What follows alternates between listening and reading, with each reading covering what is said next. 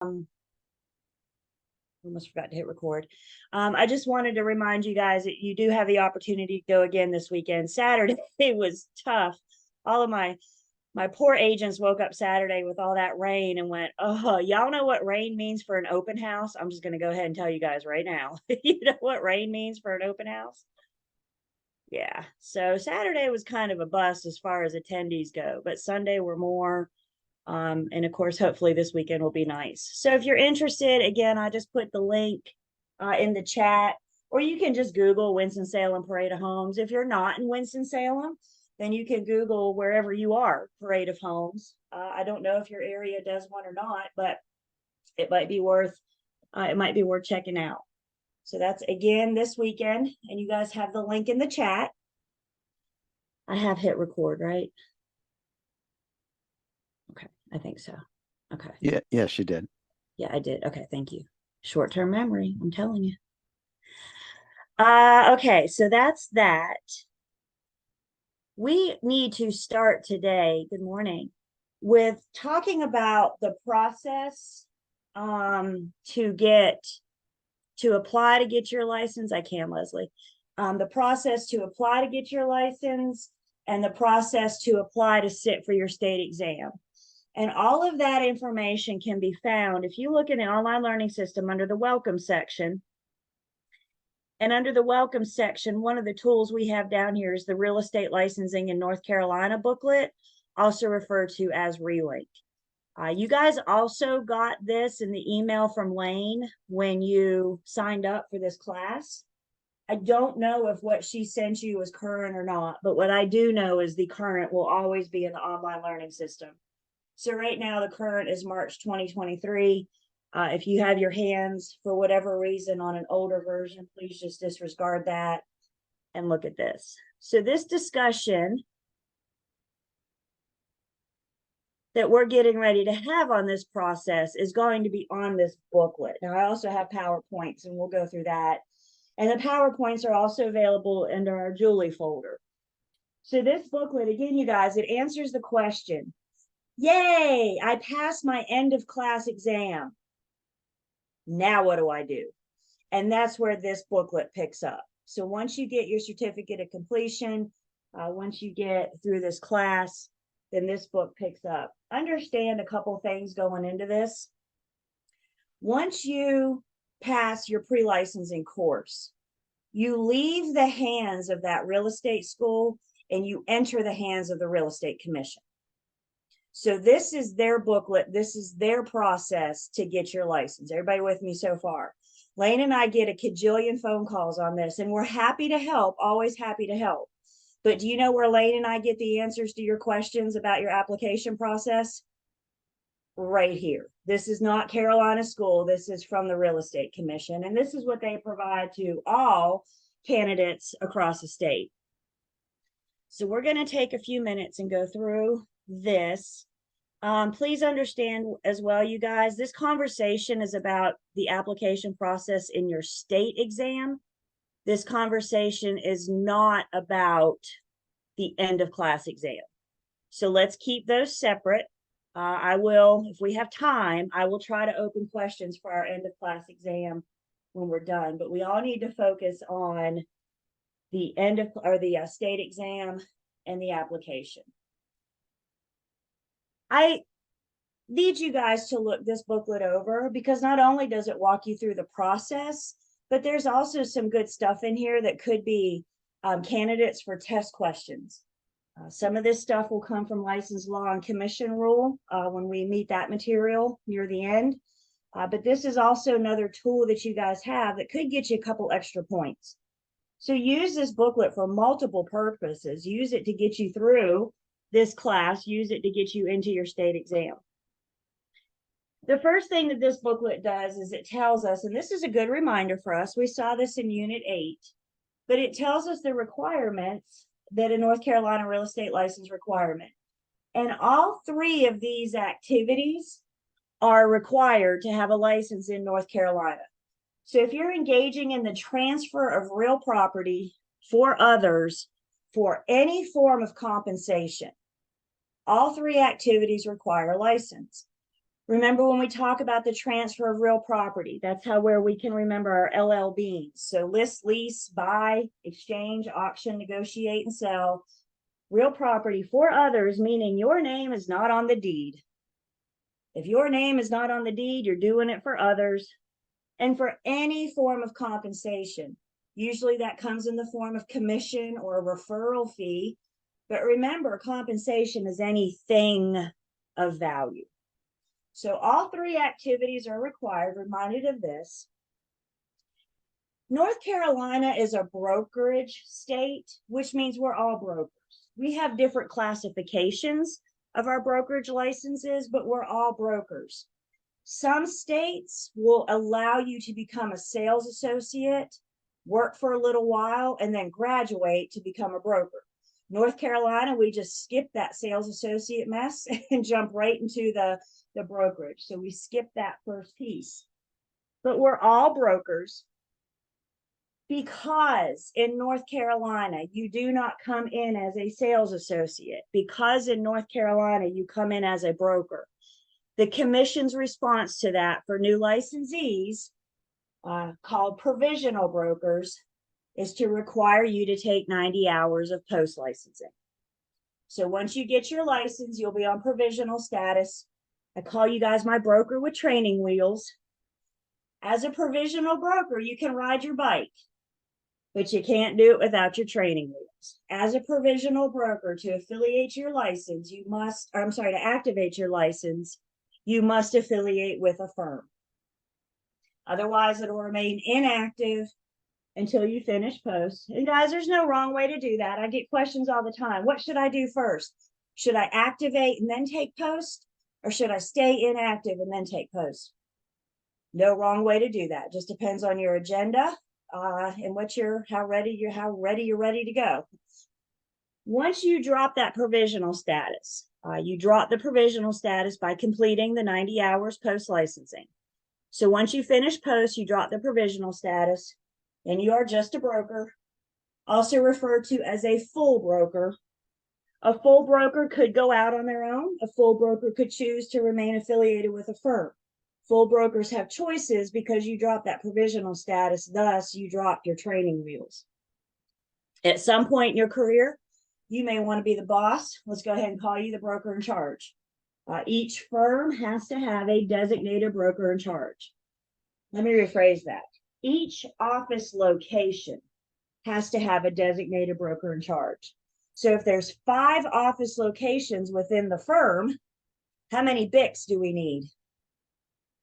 We need 5. That's right. The rule of thumb is I need a BIC under every roof. So however many office locations you have, we need a BIC, and they're responsible for the day-to-day operations of the office. They're responsible for the provisional brokers, any affiliated provisional brokers. You guys are a pretty big risk to your broker in charge, because as a provisional broker, they agree to take you under their wing. And guys, if you get yourself as a provisional broker in trouble with the real estate commission, you will take your BIC down with you, because the argument from the commission is going to be, had you been properly supervised, you may not have made that mistake. You may not have harmed their public.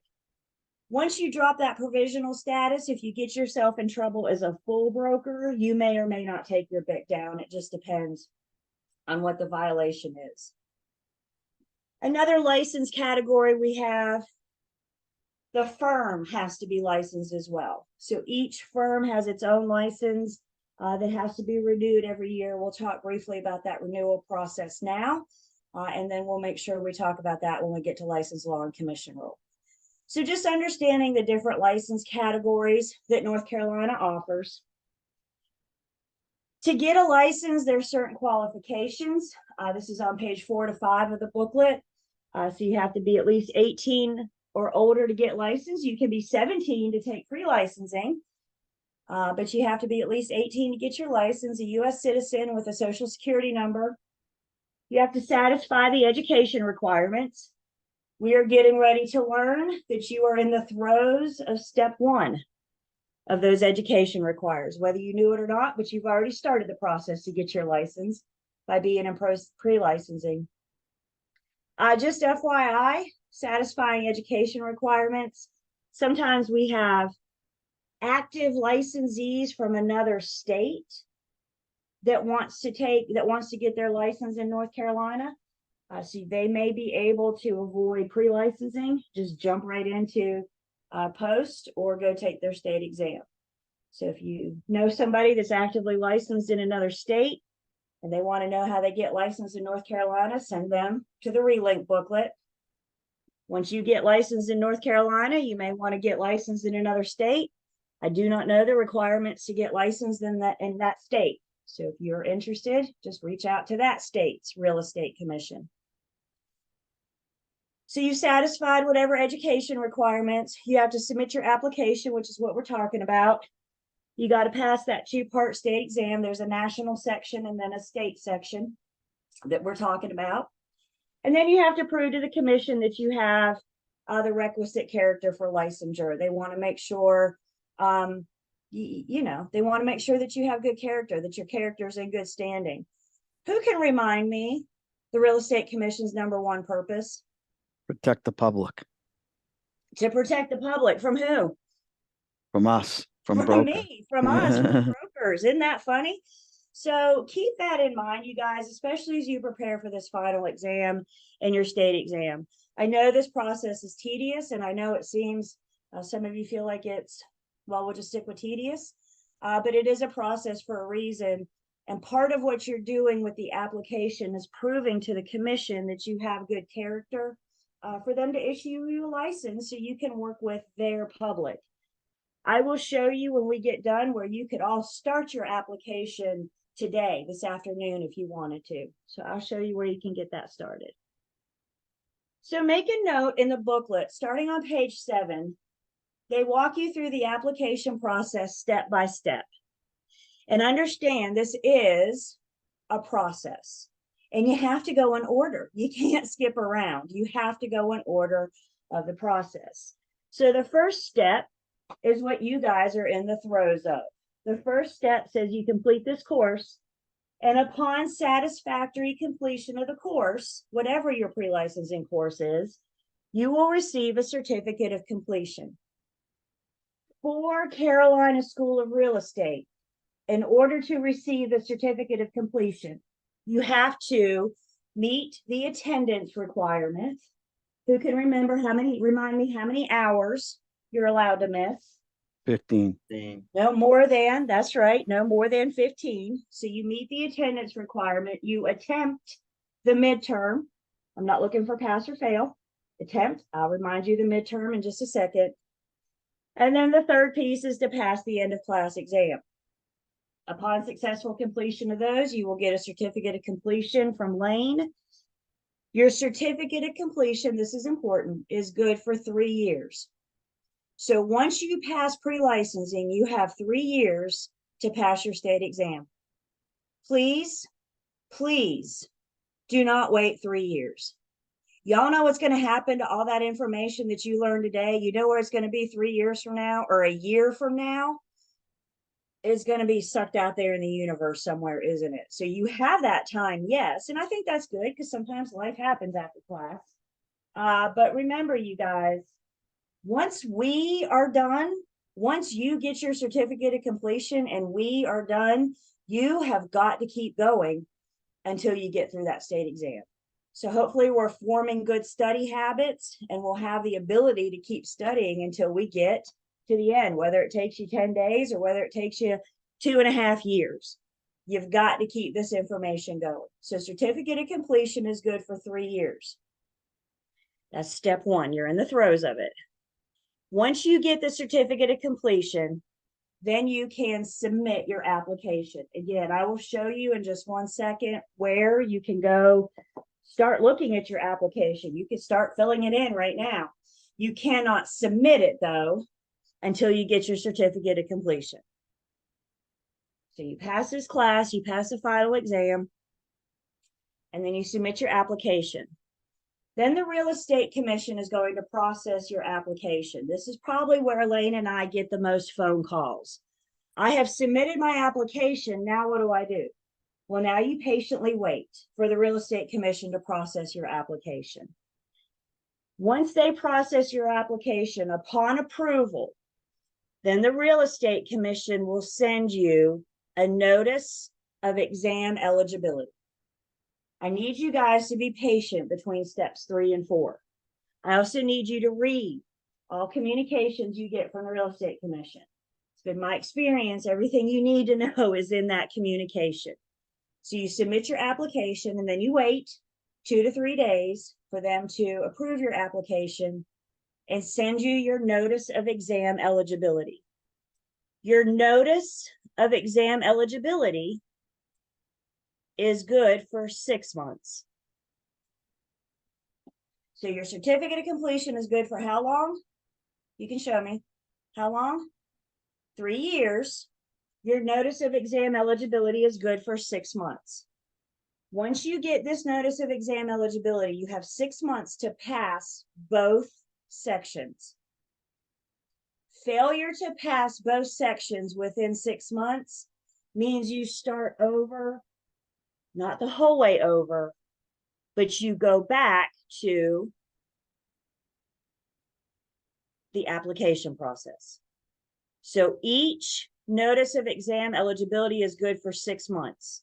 You have 6 months to pass both sections. Failure to pass both sections within 6 months means you need to start over with your application, and you can submit your application however many times you get in while that certificate of eligibility is still good.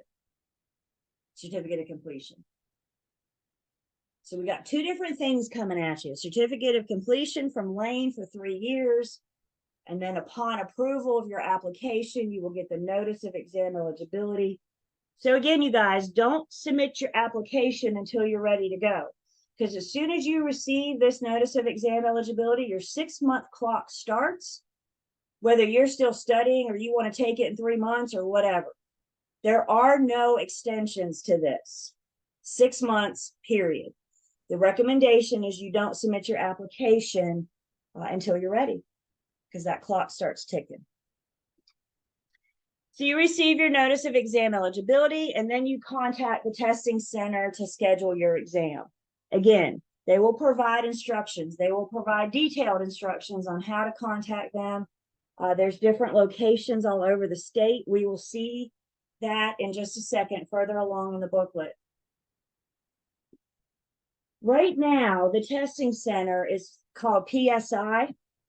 However, they are changing vendors end of February, 1st of March, 2024. So you may want to consider, I know little about PSI. I know nothing about the new vendor. But the commission has decided the new vendor can offer a better product for you guys. So they're making the switch. Again, this is going down the end of February, 1st of March, 2024. If you are still waiting to take your state exam by then they will have that information for you. So you contact the testing center, whomever that may be, PSI or the new guys. I don't even know the new guy's name yet, but I know there's a new guy coming.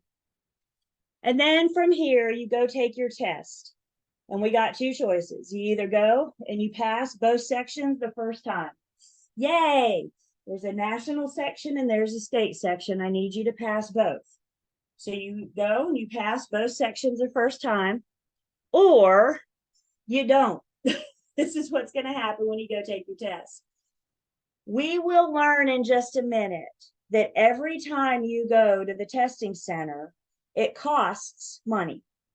Whether or not you're taking both sections or whether or not you're only taking one. Understand, if you pass a section and then fail a section, you only have to retake the section that you failed within that 6 months. Is that good? Everybody good with that? So let's say you go to the testing center tomorrow and you pass the national, but you fail the state. You have however long of that 6 months to go take that state exam. And if you have to go back, they will send instructions. They will send instructions on how you can reschedule. I think they make you wait 10 days before you can retake an exam, just to give you an opportunity to get caught up and give you a chance to review the information and hopefully not have to come back a 3rd time. Questions on the steps, the application process. Again, please make a note. This is all on pages 7 and 8 of the RELINC book.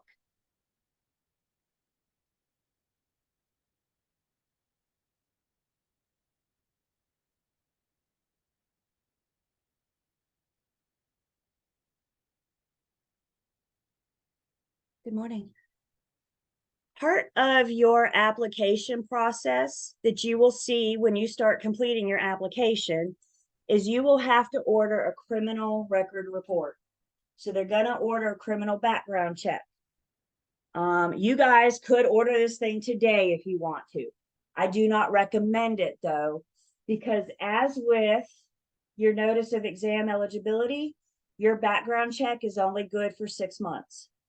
So again, it's too soon for us to do much, but I can get you guys starting to think about this stuff because I think we decided this morning we're only about a month away from your end of class exam. So you may want to consider or look at the information needed for the background report, but you may want to wait until closer to the end of class exam to order it, or wait till after you get your certificate of completion. Again, there's no wrong way to do that.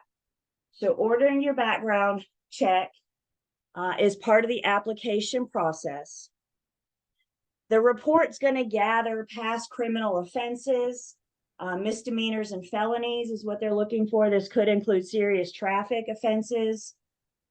If you have another professional license, maybe you have a real estate license in another state, maybe you have a CNA, CPA, some other kind of occupational license. If you've gotten yourself in trouble with that other licensing board, then you will need to report that. You will need to let them know.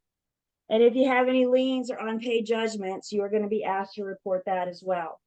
Now, understand, you guys, just because you may have a blemish in your past does not mean you're going to be denied a real estate license. They review every single one of these case by case. They look at your application. They study your application case by case. If you have paid your debt to society, if you have done whatever the requirements of the courts or the professional license, and you've done that, then you may, they may consider you for a license. It's not an automatic no. If you're concerned about your past, you can apply for what's known as a petition for a predetermination. And the process to do that is starts on page 11.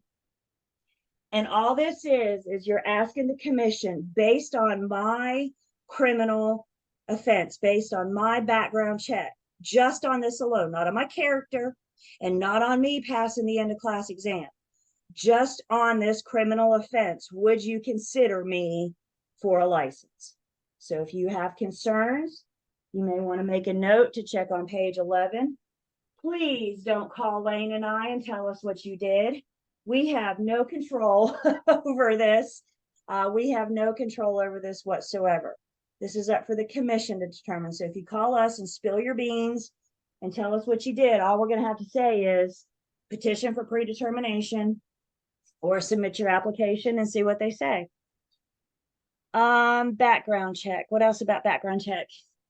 Julie, can I say something real quick about that? Just FYI, everybody, on the background check, they are oddly enough, the background check is backed up. I have to do background on a leasing agent down here on the Outer Banks. Okay. They are really backed up right now. I had to run a background check for somebody, and it took like 3 weeks. So I appreciate you sharing that, Graham. Just a heads up, if you're trying to get this done quickly, I don't know what the time frame is. Maybe Julie can tell you what that is on like how long it lasts. But I would highly recommend going ahead and starting that process and getting that in there because they're really backed up in North Carolina right now. Just so you know. And to Graham's point, we don't always know when they're backed up. We do now. Thank you, Graham. What I do know, I don't have a timeline. They can't give me a timeline because they don't know how backed up they're going to be or not when you submit your request. What I do know is they go back roughly 7 years. So they're going to want your past 7 years of addresses. And if your past 7 years have been just in the state of North Carolina, then you'll probably get it back cheaper and faster. If you have other states or if you have other countries in the last 7 years, you can expect it to take longer. And again, how long and how much is it going to cost? I have no clue. The RELINC book specifically calls out New York, and they say New York is known for taking their sweet old precious time and charging you more money to do it. So if New York is in your past 7 years, then you need to allow, as Graham said, you need to allow more time. I have no idea about the timeline. So again, this all depends on you guys and how ready, how eager you are to start using that license. If you want to start it today, knowing you can't submit it until you get that certificate of completion, or if you want to wait until you pass and then just be patient, because you might have to wait for North Carolina to catch up, or other states. Other questions or comments about the character consideration, your background check? Again, it's all in the application. I'll show you guys in just 1 second. You don't even have to go to a second source. They got it all right there for you. And they'll only accept your background check from this one place that they send you to. So if you happen to have another background check from somewhere else, you won't be able to use it. You'll have to get a new one.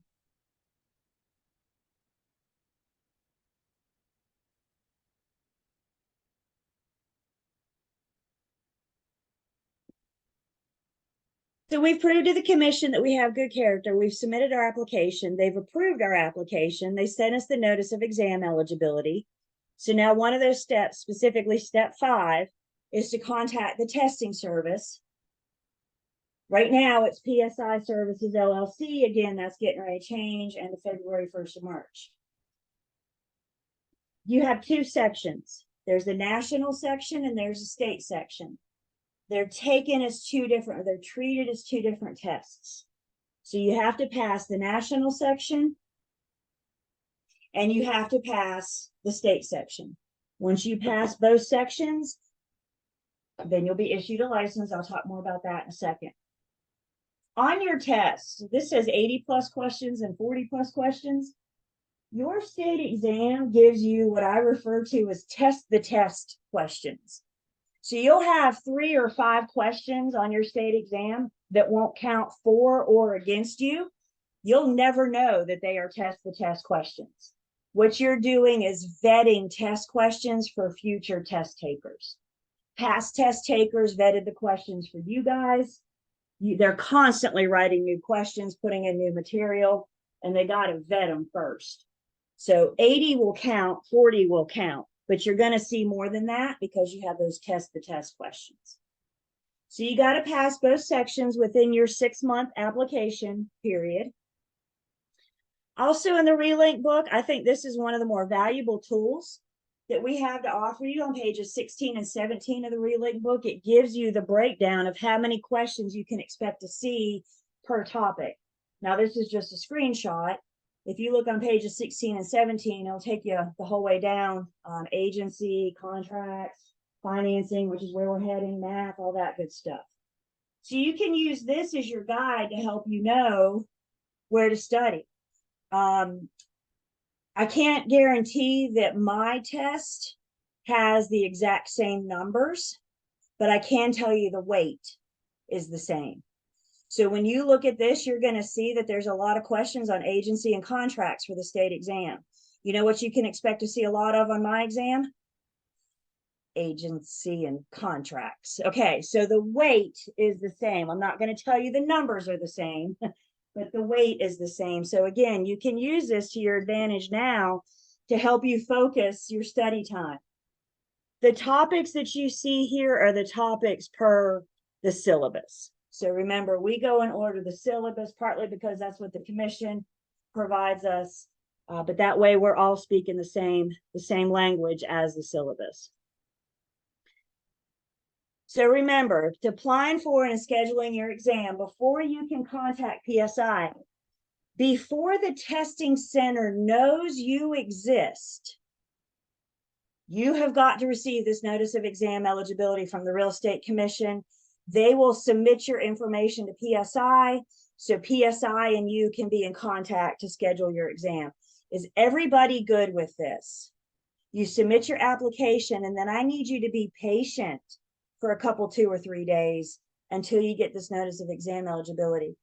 And I appreciate the phone calls that Lane and I get on the regular, but let me go ahead and tell you guys right now, there's nothing I can do to make the real estate commission submit your application faster. Sorry. So we got to be patient, you guys. Is everybody with me? It's a virtue, they say. So you get your notice of exam eligibility, and then you get instructions on contacting PSI and scheduling. Your notice of exam eligibility is good for 6 months or 180 days. If you don't pass within 6 months, then you have to resubmit your application. Again, you don't have to come back and take pre-licensing until the certificate of completion is out. And how long do you get on the certificate of completion? 3 years. So you don't have to come back. If you don't get through both sections, you don't have to come back and see me. You just have to go back to the application process. Again, this is a common question we get. So don't stress yourself out like that. You just have to go back and do the application again. As of right now with PSI, I have no idea about the new venue yet, but as of right now with PSI, every single time you go to the testing center, it costs you $156. Whether you're going to take both sections or if you're going to take just one section. Remember, you passed the national and failed the state. So now you got to go back and retake the state. How much is it going to cost you? $156. I'm trying to help your wallet by making sure you guys are ready to go to PSI Testing Center. Every time, you guys, there was a story that came out of a PSI Testing Center 3 weeks ago. Young lady went to take her state exam. She had just come back from vacation and she still had her travel purse. She didn't switch out to her normal purse. She grabbed her normal purse to go to PSI. Y'all know where her driver's license was? It was still in her travel purse. She didn't have the proper form of ID. They wouldn't let her take her state exam. And then she got mad, caused a scene when they said, you'll have to reschedule and you'll have to pay $156. Please hear me.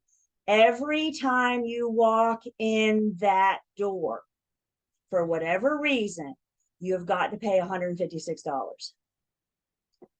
Please be ready before you walk in the door. This could get expensive fast. Yes, this could add up. So please be ready. You know if you're ready or not. You know if you're studying. We're in the throes of doing the midterm. I'll talk about that in a second. You know if you're ready or not. So please make sure you're ready before you apply. Make sure you're ready before you schedule to go to PSI Testing Center. Within the booklet and also with instructions from PSI, they give you step-by-step how to go to the website, what to click and where. If you want to call them, you have that information. Everything you need to know about making your appointment with PSI is in the booklet. Starting on page 19, they give you screenshots and everything. Once upon a time ago, PSI and the Real Estate Commission allowed you to take your state exam at home. They stopped that in May. Now it is in person only. The at home was not good for you guys. We were having technical issues, and guess what? Your clock didn't stop. PSI claimed there was nothing they could do to stop that. I don't know. I don't know PSI systems. Maybe they could, maybe they couldn't. But what I know is you guys were losing time, and thus the pass rate wasn't as good for the at home. So they did you guys a favor by requiring you to go in person. I have no idea what the new venue or vendor is going to look like. This is what we have right now. And again, I got city locations coming up in a future slide.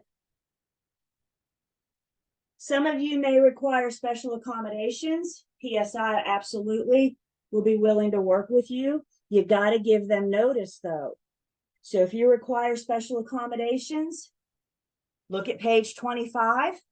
It'll walk through the step-by-step. You just cannot show up on test day and say, I need special accommodations. You've got to communicate with them ahead of time, let them know what you need. I'm sure they're going to want to see some kind of doctor's note or information, but everything you need to know about that is on page 25. Again, all this will be in the information you get from them, but they're going to ask you to come early to check in. As we just said, they need some required IDs. And they'll tell you what's the primary ID, what's your secondary ID, what all you need. They give you a list of things that you need to take with you. So make sure you schedule, you're there early to get yourself checked in and situated so you can start your exam on time. Security exam, you guys, does anybody want to take a shot in the dark, take a stab, and guess what the #1 problem with the North Carolina real estate licensing exam is? Anybody want to venture a guess? Cell phone use.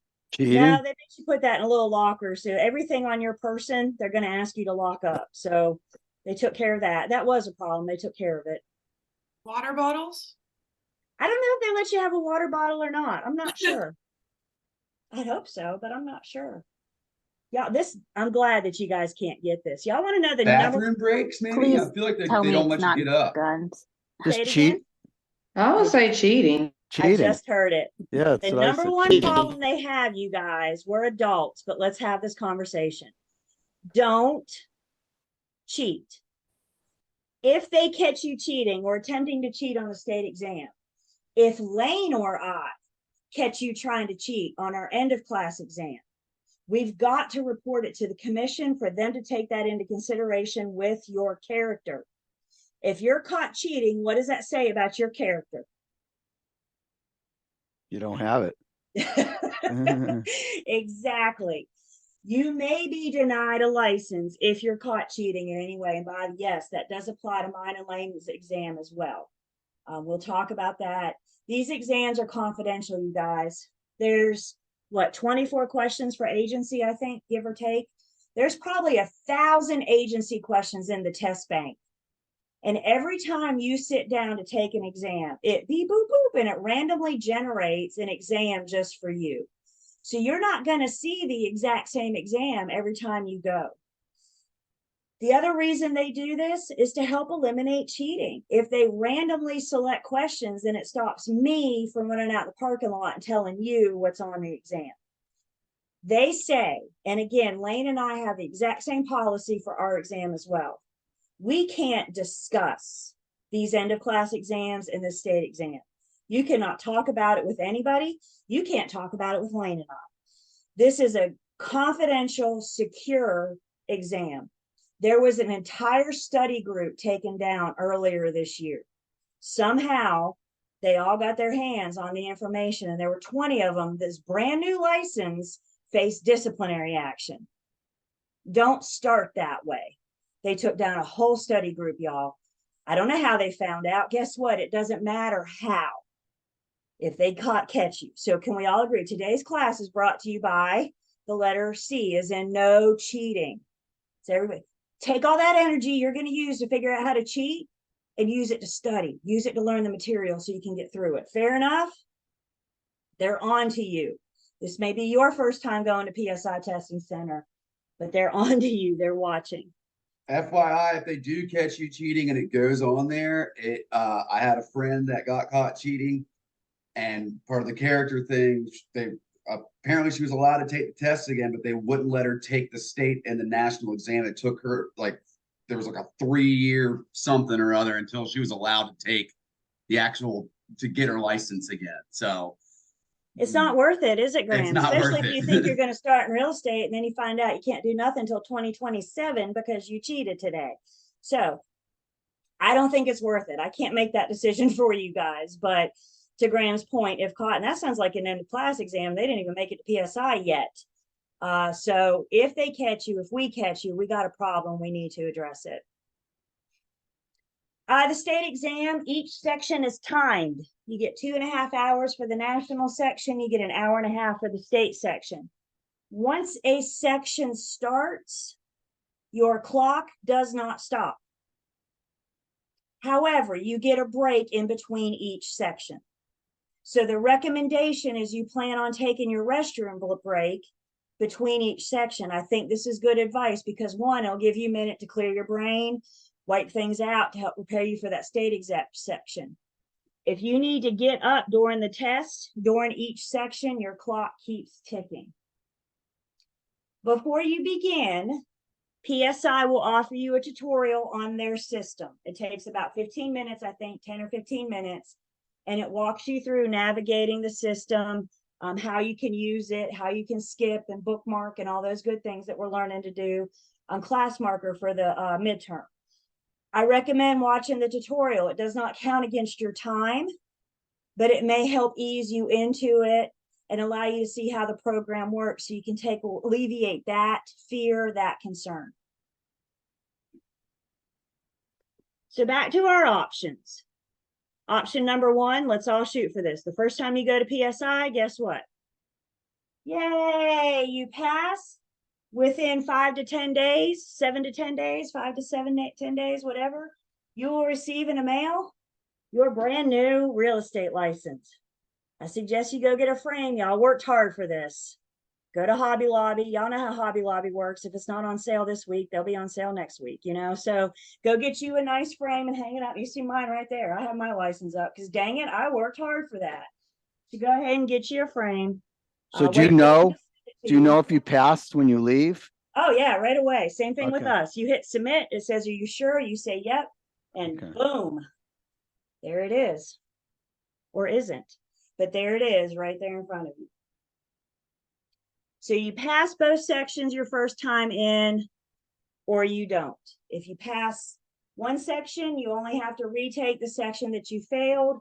If you fail both sections, you got to go back and retake both sections. You've got to keep going back until you pass both sections. If for some reason you don't pass the first time, you guys, it's okay. Have yourself your little pity party. I get it. But you got to pick yourself up. You got to dust yourself off and you got to go out and try it again. I have no problems telling you guys the first time that I went to the testing center, I failed. And it was a bad, bad day. I had my pity party. I went out in the parking lot. He said, you know, those exams, right? Or those scores right away. And I went out in the parking lot, got in the car and called mom, because that's what we do, right? And I call mom, you know, mom said, well, maybe you did better than you thought you did. I already know, you know, it was a bad day. I'm not going to lie, but y'all know what I did the next day? I got over myself. I threw myself in the book. I went back to the testing center and I passed the second time. This is not an easy test. If I haven't proved my point yet, I hope I will soon because time's a ticking. So this is not an easy test. If you fail, it's okay. No buyer or seller is ever going to ask you how many times you went to PSI testing center. No broker in charge is going to care. All they want to know is, do you have a license? These exams are in no way any kind of indicator as to what type of agent you're going to be. As we've talked about in this class, we all know, or a lot of us know, top producers that had to go to PSI multiple times. I know a guy who's a top producer in his firm. He kicks butt and takes names on a daily basis. He went 8 times to get his exam, to pass his exam. You know what it showed? It showed he's determined. It showed that he's willing to work for it. And you know what? He's reaping those benefits today. So this is only you that cares if you don't pass it the first time.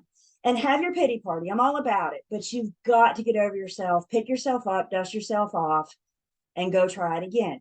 This is another reason why they give you that 10 days before you can reschedule your exam. What questions do I have? Let's see. I missed the cities. I'll find them on break. What questions do I have on the application, on your state exam? I'll show you in just a second where you can start filling in your application.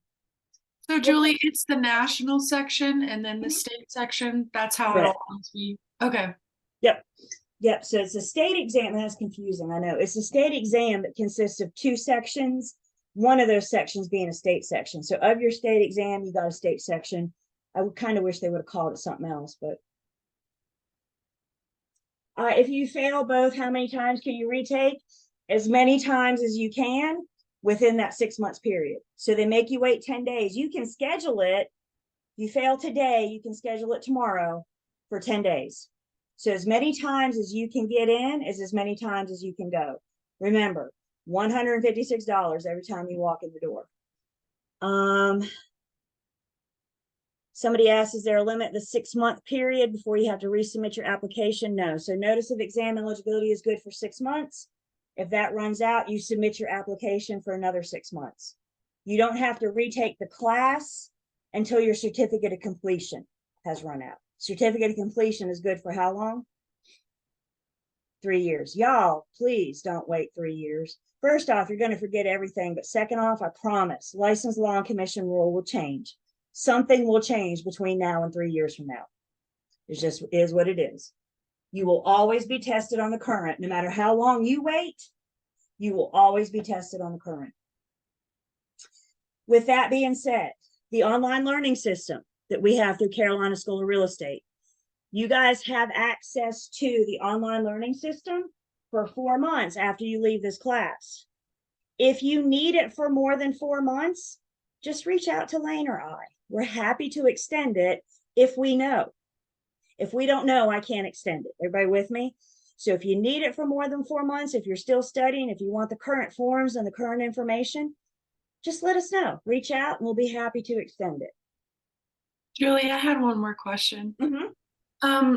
So for scheduling, I know it's 10 days in between each exam that you take. Mm-hmm. Is there like a time period? Like, do they have like, I guess like you can schedule whenever, like you just need to go to that testing center. It's not like they have a schedule already for the year or something. I don't know, because I know it's a testing center, so they're not just giving the real estate exam. They also have some slots available for the CPA exam, the CNA exam. So they're testing, and they only have so many seats for real estate. So when you go online to schedule, they'll give you the available dates and times for Okay. you to select which one. Okay, great. Thank you. Mm-hmm.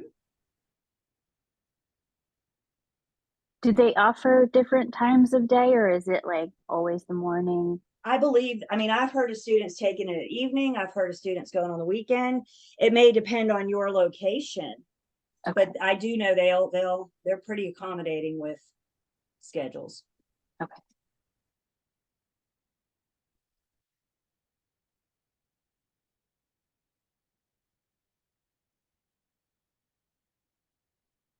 Yes, both exams. My exam and your state exam is multiple choice.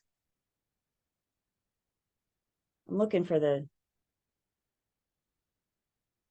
Here we go. PSI has testing centers in Asheville, Charlotte, Fayetteville, Greenville, Raleigh, Wilmington, and Winston-Salem. And that list of cities can be found on pages 18 and 19 of the RELINC book. So wherever you are, whichever one's closest to you. And yes, both exams, my exam and your state exam, are both multiple choice. Julie, I feel like I know there's a list in like North Carolina. On the Outer Banks, I feel like in Virginia, just over in like Virginia Beach, they have a PSI testing center, and I think there's reciprocity within it. If that may have changed, it's been a minute since I've taken it, so I'm not I've sure. heard that as well, Graham, that you may be able to go to another state. Just make sure when you're going, they know you're taking the North Carolina real estate licensing exam. So yeah, if you can't get to, and again, PSI, I think, sends you guys more information, because I didn't mention Greensboro. The RELINC book doesn't say Greensboro, but I know a student from my last class took it in Greensboro. So wait till you get that email from PSI with instructions, and they'll let you know for sure where, how, when, all that good stuff. They will send detailed instructions. You guys just need to take the time to go through that. Thank you. Do they also send you information if you need accommodations to arrange? You have to reach out to them. So they Okay. will tell you, again, page 25 will tell you how you communicate with them. Okay. Yep.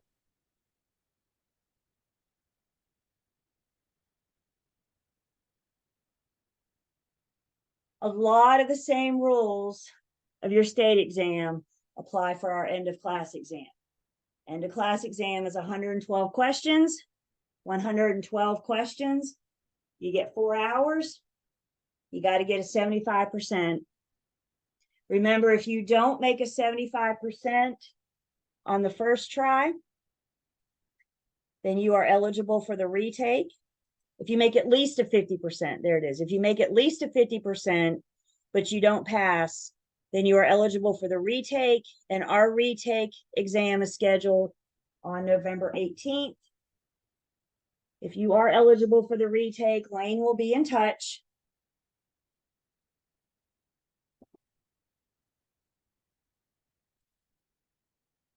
Lane will be in touch with further instructions. So have this date. And while we're here, you also got a cram course on November 10th. We'll talk more about that when we get on November, but hopefully these dates are on your schedule, on your calendar. I talk about the rules and expectations for our end of class exam the very last thing we do. The very last thing we do on the 14th will be to talk about those the end of class exam rules and expectations. I need to wait to the end though, because if I do it now, then we'll have to do it again, and I'd rather only do it once. With that being said, I will say this. For our end of class exam, I need all of you to start securing a distraction-free area for your exam. I cannot have anybody in the room with you. I cannot have people walking around. I can't have people with you.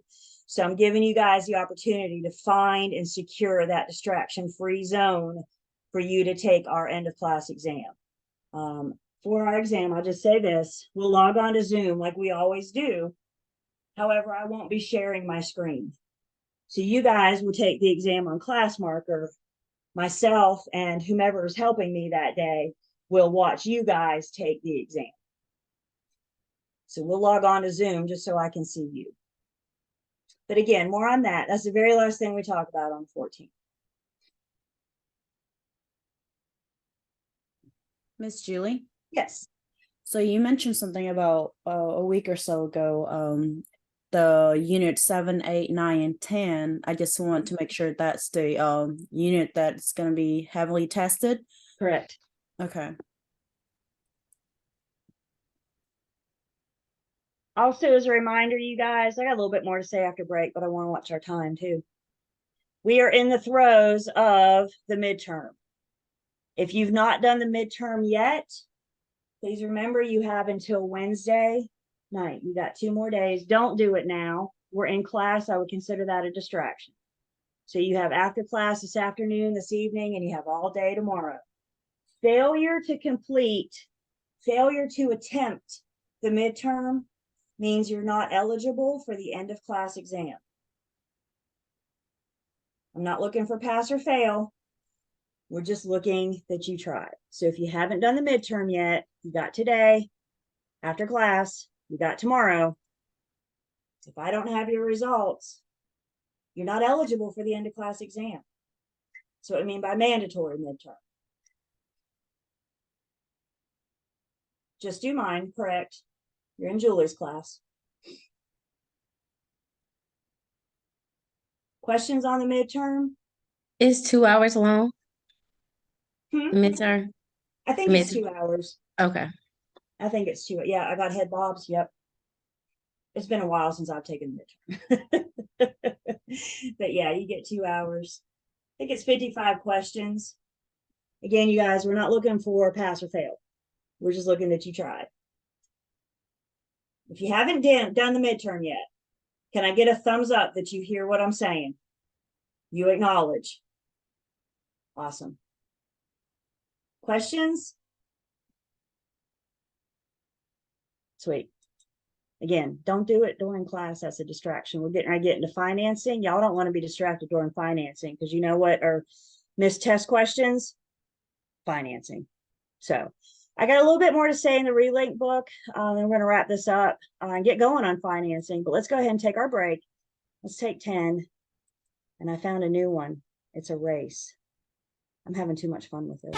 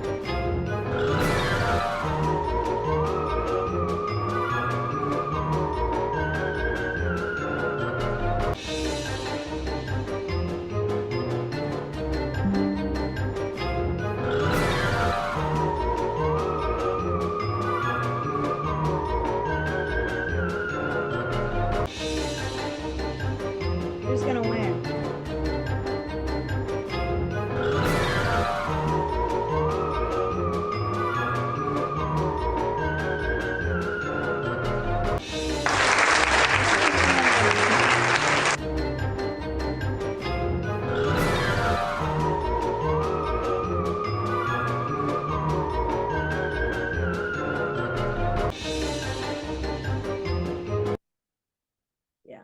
Okay. So we're back. All right. So let me go ahead and take attendance. And a couple more things about this application. First off, where do you go? You start at the Real Estate Commission's website, which is ncrec.gov. Or you can just Google North Carolina Real Estate Commission, and it'll start to come up. So ncrec.gov, I know we met this a couple weeks ago. We looked at that resources tab. There's just so much information on this website. I don't want you guys spending all your study time here now, but I do want you to start familiarizing yourself with it, because especially as you get licensed, it's a fantastic resource to help you better communicate with the public. I mean, as a matter of fact, the commission says that's what this is for, is to help educate and communicate with the public. So as a licensee, if there's anything on here you want to use, it's available. So on the home page, if we scroll down, almost to the bottom, there's a big button that says apply for a license. It all starts here, you guys. You create an account so you don't have to do it all at once. You create an account, you can save your information. I don't think there's any reason why any single one of you on the call can't go ahead and click on that button and start seeing what it is that they're wanting to gather. As I mentioned, I know they want addresses for the past, I think I've heard 7 years. Y'all got to remember, I got my license almost 10 years ago. I don't remember the process, and even if I did, I'm sure it's changed. So you guys click on this button and it'll get you, walk you through. You can start filling in stuff. You can start doing everything. The only thing you can't do is submit it until you get that certificate of completion. There are 2 fields that you don't have the information for yet that you need to complete this application. Those fields are on your certificate of application. One of those is the instructor's code. The other one is the school's code. And both of those codes come from your certificate of completion. I switched it up on myself. So it all starts ncrec.gov, apply for a license. Again, even if you're not ready, if you're not sure, if you're not ready, you want to wait until you pass, whatever, that's entirely up to you. But go ahead, please don't do it now. I would consider that a distraction. But go ahead and click on the button, this week or weekend or whatever, and just start seeing what it is that they want to gather. Like I said, I know some of you are more ready to go than others. So your agenda, your own personal itinerary may affect if you do this now or wait until you pass. Questions on where to start? It's all right here. Bless you, my fall allergy sufferers. That's right. You can start applying, but you have to wait. You cannot submit until you get that certificate of completion. And if those codes leak, if my code and the school code leak, which I'll tell you what both codes are right now, but the second piece of this is Lane has to report you to the commission as passing the class. So it's a twofold. Lane does her thing, and then you'll be able to do yours. Questions? State exam, applying for your license, applying for your state exam.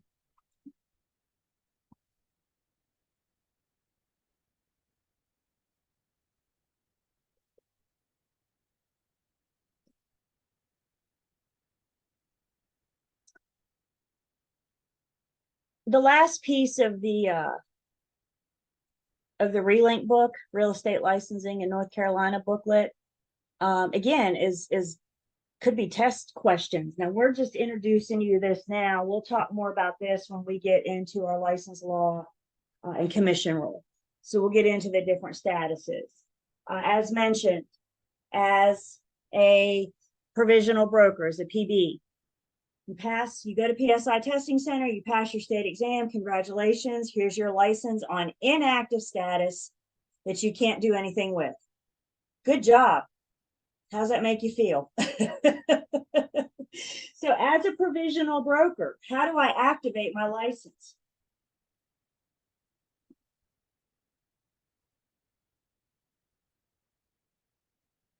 completing your post classes. So as a provisional broker, you activate your license not by competing your post classes, you activate your license by affiliating with a firm. So as a provisional broker, once you affiliate with a firm, that's how you make your license active. Once you're affiliated with a firm, you're under the direct supervision of a broker in charge.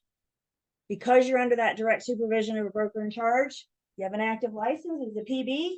As an active PB, you can pretty much do anything that a full broker can do because you have your training wheels, because you're under that direction of a broker in charge.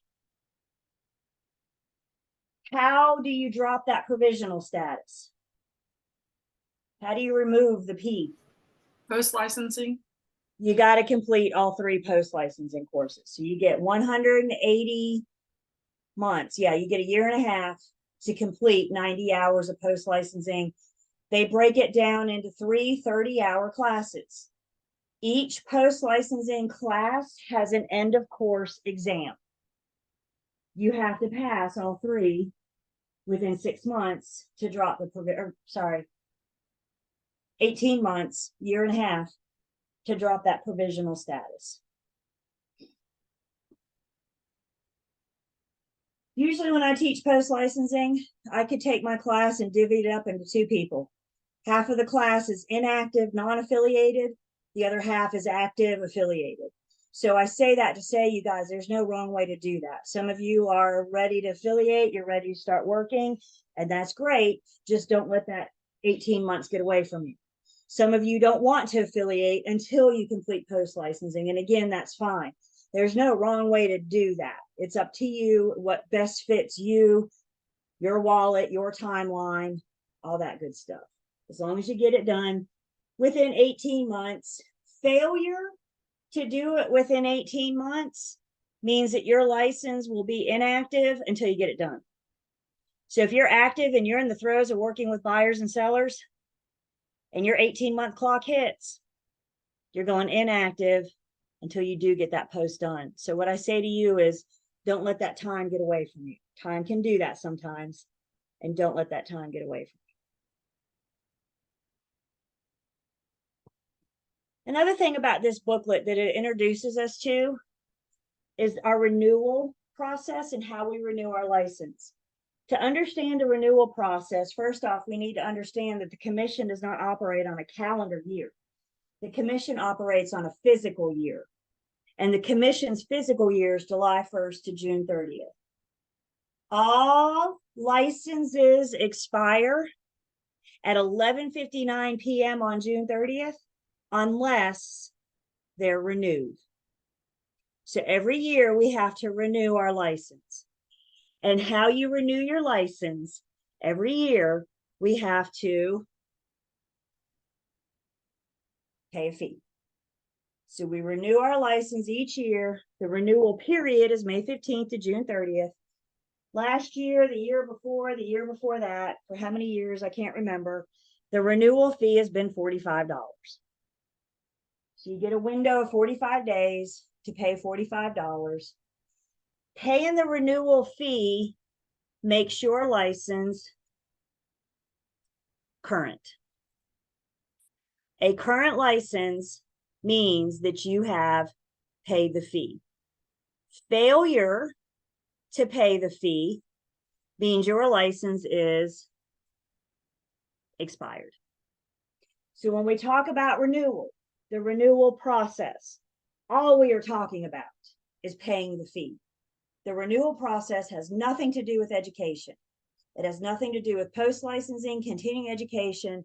The renewal process has everything to do with paying the fee. If it helps, instead of seeing the word current, why don't you guys see the word currency? To keep your license current, step 1, you've got to show them the money. You got to pay that, again, $45, subject to change, of course. But I can't, for the last however many years, it's been $45. If you don't pay, as we said, at the stroke of midnight, your license is expired. The current license, because you paid, it's current because you paid. The current license then can be active or inactive. It's current because you've paid. Active or inactive, now we're getting down to education.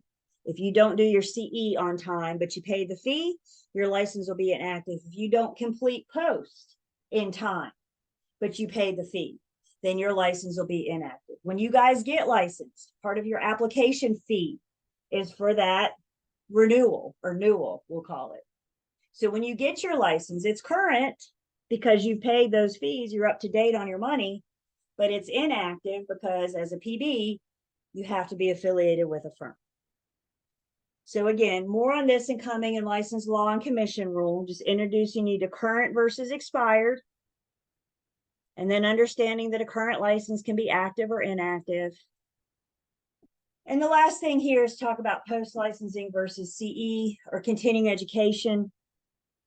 You guys as provisional brokers have to take post-licensing within 18 months of licensure. When you get your license, there will be a date on your license. That date starts your 18-month clock.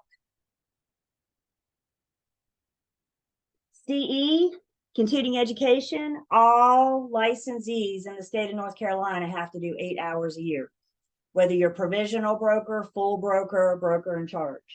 We all do 8 hours of CE a year. They break it down into update course, which is like information for all brokers across the state. And then they also have an elective, which is like a topic of your choosing. So you can use that elective, you know, the whole two birds, one stone thing, right? Is there something you want to know more about? You want to take a niche? Then you can have that information. So again, just introducing you to these things. We see them here in the RELINC book. I do think you guys should spend some time with the RELINC book because it'll help you better understand the application process, but it'll also may give you a couple test questions or two. So as a reminder, that RELINC book back up here at the top under welcome, and that RELINC book is in the welcome section. Do you have to do CE and 90 hours? Yes. Here's good news for you guys. Your first renewal period, you don't have to do CE that year. So you do get your first year of CE off because you're fresh out of pre and post. But again, post is just for provisional brokers. CE is for all brokers. So they're two different things. Once you're done with post, you don't have to worry about taking tests anymore. They're not unless the instructor or the school give them. There are no commission tests for CE. So that's good news. Once you get done with post, no more tests. What other questions? So the post, you just have to pass the 3 classes or pass the 3 classes and then take 3 more tests with the. No, end of class exams only. Okay, thank you.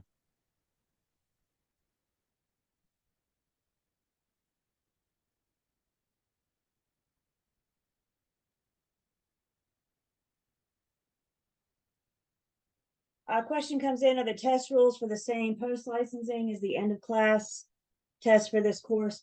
Honestly, it depends on the school. It depends on the instructor. So whatever test you take for pre or post, they'll come with instructions, directions, if you will. Rules and expectations is what I call them. So they're different for each instructor, maybe even each school.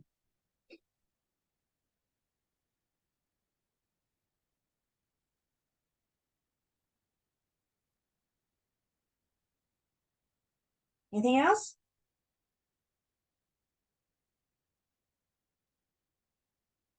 Okay. What if you don't take post licensing within 18 months? Then if you miss that 18 months, then your license will be inactive until you get it done. Even if you're in the throes of a transaction working with buyers and sellers, if you don't do post within 18 months, your license is inactive until you do get it done. Guys, they are not going to remind you of your 18 months. That's something that you need to keep up with. So again, when you get your license in the mail, look at the date. There's a date on there. That starts your 18-month clock. Don't let that time get away from you. Your BIC may remind you if you're affiliated.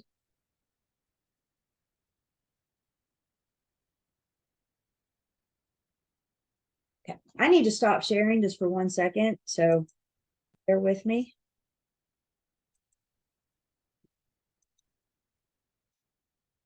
And we are getting into financing.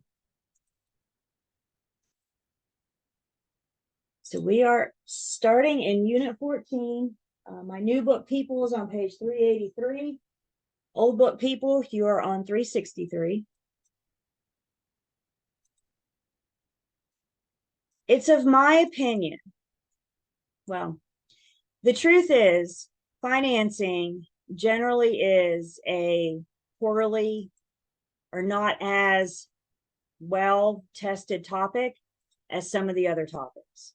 Financing, a lot of students tend to struggle with financing, and I think there's several reasons for that. One reason is we've got to switch gears, and in a class to get a real estate license, I don't want us thinking like brokers, and that's where we got to switch gears. So I think to get through the financing units, we need to think like a lender. So everybody put your lender hat on, take your broker hat off and put your lender hat on. We are introducing you to a new industry. We are introducing you to a new language, to all new vocabulary. I got you guys starting to talk broker. Now I'm getting you to teach lender as well. In practice, we have lenders that we can assist, we can refer our buyers and sellers to when they have questions. However, with that being said, it's helpful for us to have a basic understanding of financing because we are working directly with buyers and sellers, particularly buyers that may be originating a new loan. So while I'm not trying to take the job of the lender, I still need to stay in my lane, but I still need a pretty good understanding of financing. And that's what we're doing in units 14 and 15. And that's why there's 2 units. So 14 is the financing principles, and 15, we get more into the in practice piece of it. So in unit 14, our roadmap, if you will, we're going to distinguish between a title theory state and a lien theory state, and we're going to determine which one North Carolina is. We're going to talk about the provisions of the mortgage loan. There's the promissory note, and then there's the deed of trust. And then with financing comes math. So we got math at the end of unit 14 that we'll get to today. We got math at the end of 15 that we will get to on Thursday. So we're going to discuss and calculate discount points, loan origination fees, interest, and the loan to value ratio. So unit 14, let's start with basics, and let's just start with defining some words. Some states call it a mortgage. North Carolina calls it a deed of trust. The difference is if you're in a lien theory or a title theory state, we will define those next. So the mortgage and the deed of trust are used interchangeably, and they mean the same thing. It may just depend on what state you're standing in. There's a good chance that every single one of us on the call uses the word mortgage incorrectly. How many of you pay your mortgage every month? You make your mortgage payment. No, you don't. You send a payment to the lender. What you're paying is your loan back. We call it the mortgage, but guess what, you guys? There's the real world, and then there's pre-licensing world. So where do I need you right now? I need you in pre-licensing world. So the mortgage is not the payment you make every month. The mortgage is your pledge of the real property as security. You're pledging your property as security to the lender in the event of your default.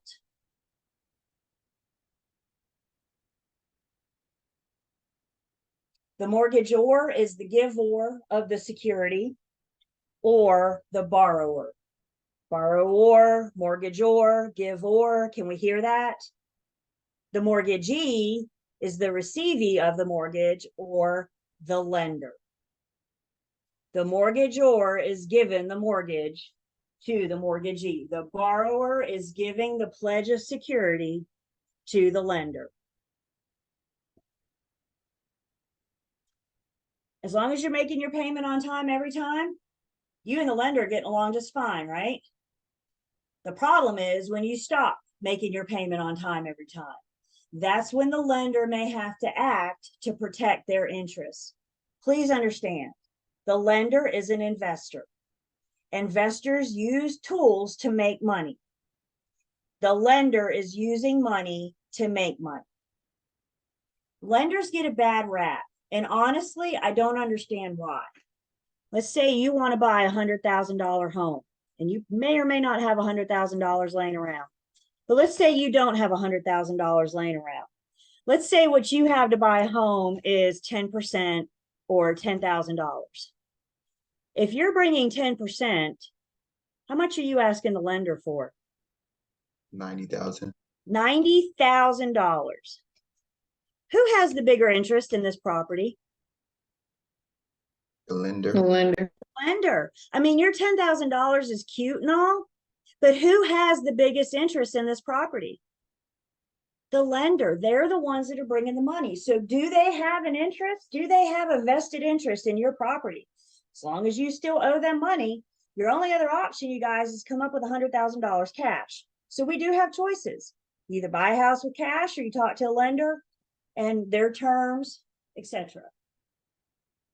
So the mortgagor is the borrower giving the mortgage to the mortgagee or the lender. What the mortgagor gets is equitable title. Equitable title allows possession. It allows use. Equitable title is what allows you to live in your property as if you owned it outright. But you don't. You own it with a lender. So they give you permission to be there. They give you permission to use it. If you default, you fail to make a payment. After so many failed payments, the lender may start the foreclosure process. We'll talk a little bit about that. Default and foreclosure are not the same thing. Default means you have missed a payment or 2 or 5, whatever. Foreclosure means they have taken your property for failure to uphold your end of the bargain with the lender. And then hypothecation is the act of pledging your property as security. So there's documents in place. If you guys have bought a home in the last 12 years, you were probably presented with a stack of paperwork about yay thick, no lie. Most of that is your loan package. Most of that is your lender. If you ever get the opportunity to buy a house cash or work with a buyer that's buying it cash, that paperwork is not only like this thick because we took the lender out of the equation. So if you're going through a lender, you're going to pledge your property to the lender. You're going to give them permission to take your property in the event of your default, and that's the hypothecation. There are 2 different types of states, 2 different theories, if you will. Other states, and I don't know specifically which states, but other states may be a lien theory state. Lien theory states have a 2-party instrument, the borrower, mortgagor, borrower, and the mortgagee or the lender. The document that they use is called the mortgage. It's the collateral. In lien theory states, the borrowers get both legal title and equitable title. So borrower gets full everything in lien theory states. In turn, though, lien theory states foreclosure processes are a lot more complicated. They're a lot longer. They're a lot more expensive. Other states, lien theory states, use a judicial foreclosure process. When you guys see the word judicial, can you make a tweak and see the word judge, see the word court? If you're going for judicial foreclosure, can we see that these foreclosure processes means we have to go through a judge? The lender has to take the borrower to court to start the foreclosure process in the event of the borrower's default. Other states, including North Carolina, are a title theory state. Title theory states use a three-party instrument. So you have the grantor, where's the mortgagor, or the borrower. Those ORs mean everything. The beneficiary is the one that benefits, the one that gets the property, if need be. The beneficiary is the lender. So the grantor is the borrower. The beneficiary is the lender. The trustee then is this impartial third party, usually an attorney, that is handling the affairs of the foreclosure on behalf of the beneficiary. So if North Carolina title theory states, if you find yourself in foreclosure, you are communicating with the trustee. The document that we use is called the deed of trust. The mortgage and the deed of trust are the same thing. Please write that down. Mortgage equals deed of trust. It just depends on what state you're standing in. For your test, they'll give you one or the other. The borrower keeps equitable title, which is that permission, that possession, but the trustee holds the legal title on behalf of the beneficiary. And once you make your final payment and you pay that off, then the trustee will release the legal title. And now the owner has both. And in title theory states, we don't have to go through a judicial foreclosure. We don't have to go see a judge. Title theory states use the power of sale foreclosure. And all this says that in the event of the borrower's default, the trustee has the power to sell the property and get the lender their money back. When you took your loan in North Carolina, all that paperwork you signed, I'm sure you sat there and read it very carefully. And all that paperwork you signed, somewhere in there says, in the event of your default, we will start the foreclosure process. We have to do a quick court appearance. Like the trustee will just have to go say, hey, I'm starting foreclosure. And the judge will say, cool. And then it starts. You've already given them permission. So we don't have to get the court involved. We don't have to get the judge approval. Yes, ma'am, Kiki. Now, who did you say that the trustee is? Third party. It's a lender that's So the handling the affairs on behalf. I'm sorry. Yeah, the trustee is an attorney. Okay, that's what I was confused. Yeah, I'm sorry. Okay. They're handling the affairs on behalf of the beneficiary. Who's the beneficiary? The lender. The lender, the one that benefits in the event of default. Thank you. Of course. Some more mortgage terms. There's usually two documents involved with a mortgage. There's a financing instrument and a security instrument.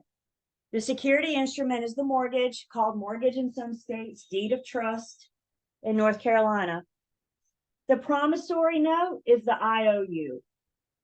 The borrower has to sign an agreement with the lender that says, I promise to, that $90,000 they brought for you to buy your house today? All those repayment terms have to be spelled out. How much are you going to pay per month? How often? How long? Is it a 10-year loan, a 30-year loan? That's our IOU. The promissory note is the contract between the borrower and the lender. The security instrument is what gets recorded in public records. And the reason the security instrument gets recorded in public records is to protect the lender. The lender doesn't want the shady seller selling it out from underneath them, trying to avoid their obligation to pay them. So how does the lender protect themselves? They record the security instrument. So if anybody ever goes to buy this house, they can see you have an outstanding lien of X amount. It's how the lender can protect themselves. So the deed of trust, the security instrument is what gets recorded. The promissory note does not. Again, that's the IOU. That's the promise to pay you back under these terms. The promissory note spells out how many months do you have to be in default before we start the foreclosure process. Is it 2 months? Is it 8? It should all be in the promissory note in the event of default.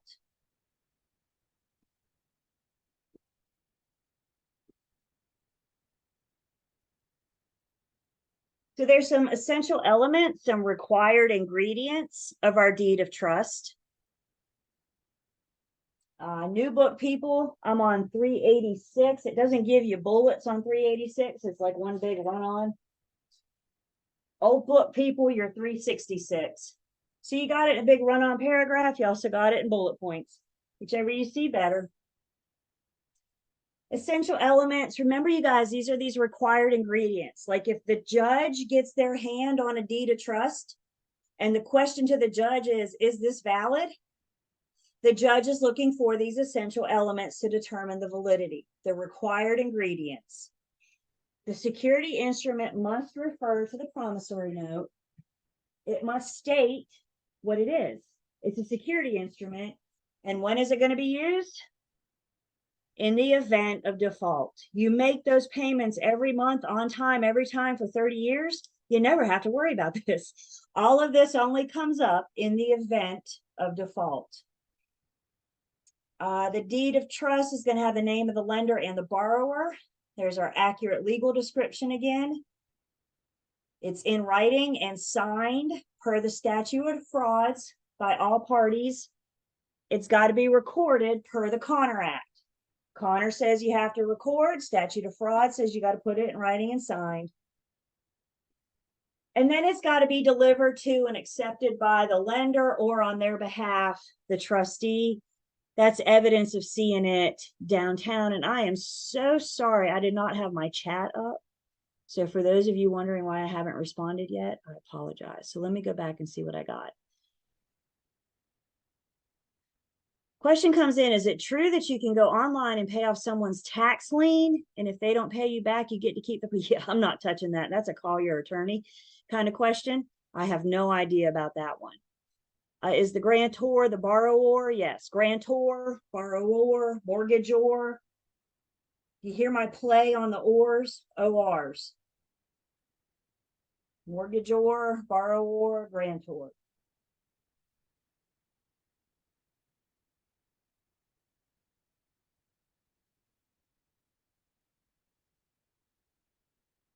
Sorry about that. If I ever miss you guys, either in class or something, just I sometimes download our chat after class and this sucker's like 16 pages. So I may miss something. And I don't sit down after class and reread this. I know as much fun as that sounds. I just use it to look for your attendance. So if I ever miss something, please reach out to me. Thank you. Miss Julie. Yes.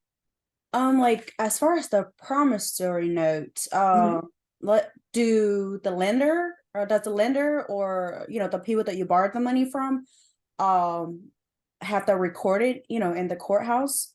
The promissory note does not get recorded. Okay. Only the deed of trust and the mortgage. Yep. Okay. That's how they protect their interest. All right. Thank The you. promissory note is just the contract. Just think of that as the contract. Okay. This is the security instrument. Yep.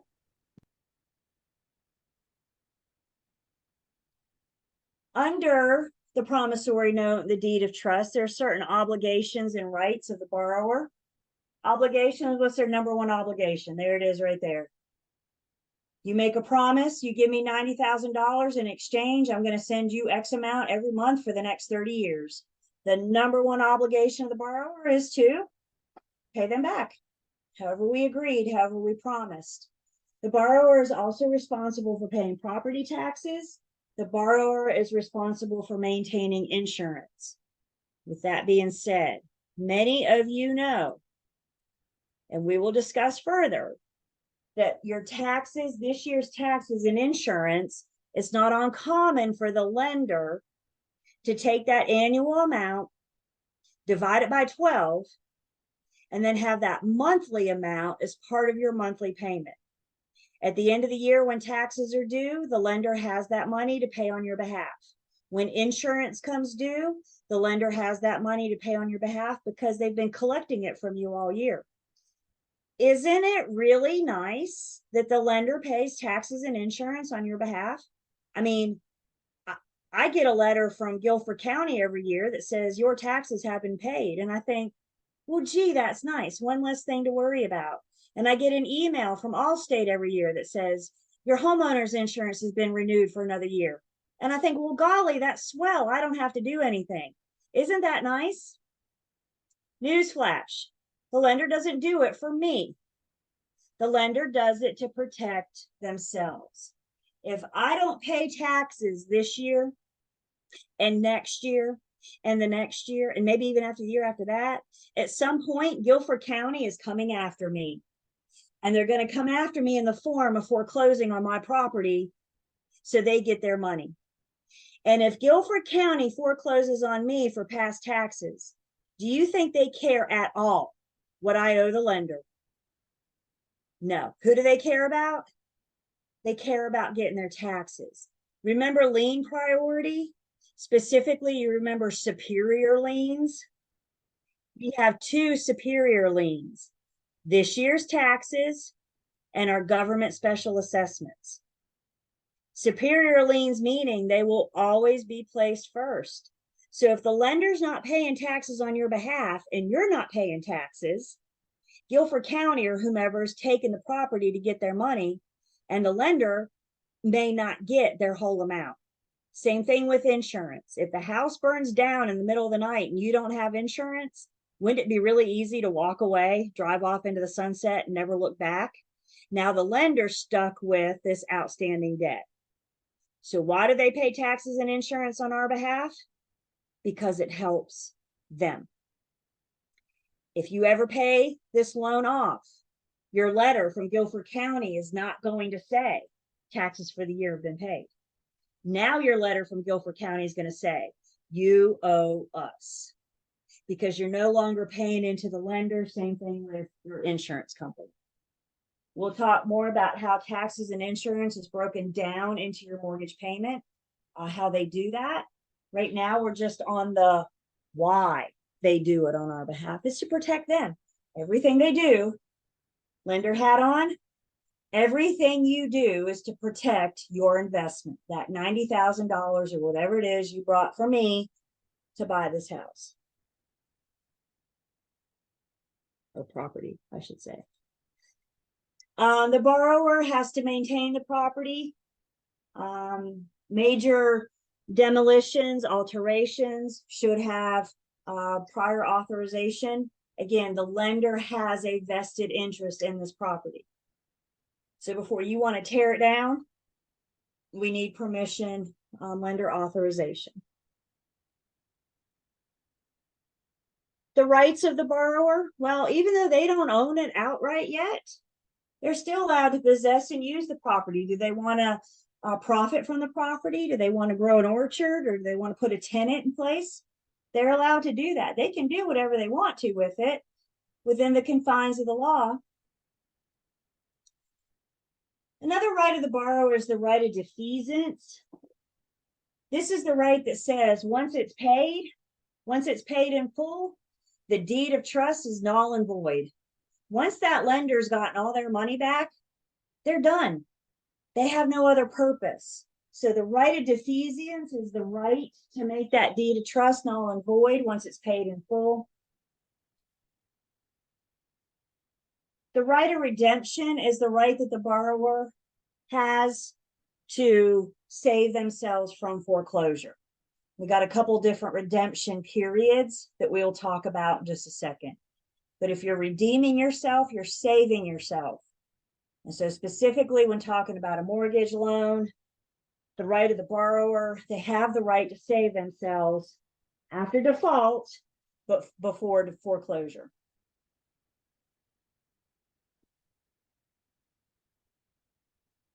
The rights of the lender, they can assign the debt. Who can remind me what it means to assign something or to do an assignment? Give it to Thank you. someone else. You're transferring those rights and duties and obligations to somebody else. So most lenders will assign the loan once it's originated. Some service them in-house, others sell them to replenish their funds. We will talk more about that process when we get into Unit 15. And then the other right of the lender is, to foreclose on the borrower. If they don't fulfill their promise to make a payment, then the lender has the right to foreclose, sell the property to get their money back. Foreclosure is the legal process. And again, in North Carolina, we use that power of sale, which means we don't have to go to the judge. The trustee will have to stand in front of the judge and say, we're going to start this, but there is no judicial process. So other states that use the judicial theory, the lien theory states, in the event of a judicial foreclosure, the document used is the sheriff's deed. I always remember it this way. If the judge is taking your property, the judge themselves isn't coming to take their property, are they? Who are they sending? They're sending the sheriff. So judicial states for foreclosures use the sheriff's deed. Other states, including North Carolina, title theory states, use the power of sale foreclosure. Power of sale gives the trustee the power to sell in the event of foreclosure. Because the trustee is involved, that impartial third party that's the attorney. In foreclosure, we use the trustee's deed. Other states, not North Carolina, uses a strict foreclosure. These are rare, but basically the court establishes X amount of time that it's got to be paid in full. If you don't do it by then, we'll foreclose. North Carolina uses the power of sale. Default X amount of months, as agreed to in the promissory note. They have the power to start the foreclosure sale for the lender, the beneficiary, to get their money back. Again, remembering our lien priority. Let's go way back to Unit 3 for a minute. Lien priority, we talked about our superior liens. Superior liens are your real property taxes and your government special assessments. After that, all other liens are paid in the order in which they're recorded, except for the mechanics lien that's paid in the order in which the work began. Everybody remember Unit 2? Goodness, that seems like a long time ago, doesn't it? So Unit 2, or 3, I guess it was, we talked about lien priority. With a foreclosure, lien priority looks a little bit different. Superior liens in a foreclosure don't get paid first. In a foreclosure, the cost of the sale, the cost of the foreclosure gets paid first. There's your trustee costs, court costs, filing fees, whatever. Then we pay our superior liens, which are real property taxes and government assessments. Then you pay the deed of trust. Then you pay all other liens in the order in which they were recorded, except for the mechanics lien was paid in the order in which the work began. And then if, and I stress the word if, there's any money left, it goes to the borrower. Lien priority, you guys, all these people are standing in line with their hand out, waiting to get paid. Lien priority tells us who or what order they are standing in. Lien holders can only collect what they're owed.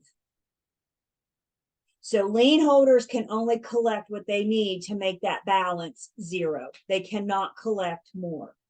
So if, and again, I am stressing this word if, there's any money left over, the very last person in line is the borrower.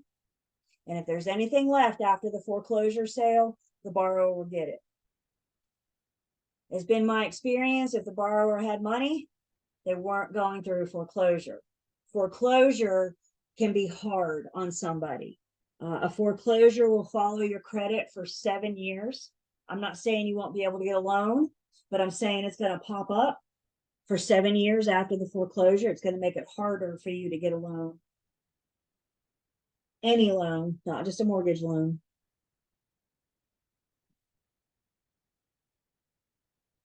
Questions on foreclosures, lien priority?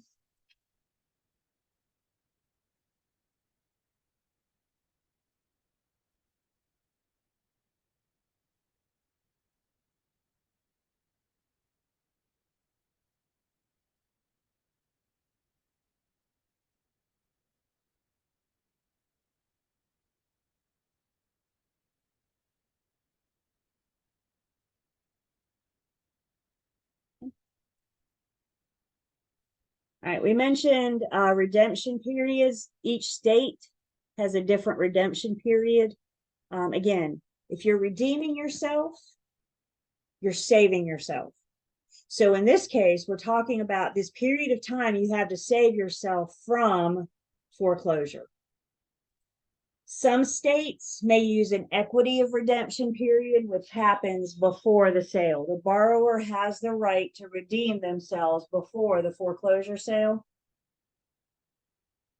North Carolina, we use a statutory redemption, which means you have the opportunity to redeem yourself or save yourself from foreclosure after the foreclosure sale. In North Carolina foreclosure sales, the borrower has a 10-day upset period. So the bid is made, the foreclosure, the auctioneer happens, the bid is made. Statutory redemption says that the borrower has 10 days after the sale to come up with that amount. If there's another bid, that 10-day clock starts over again. At the end of 10 days, the sale is official and the borrower's out. I got a nice picture of this for you guys, 388 and 368. Old book people, new book people. New book is 388. Old book is 368.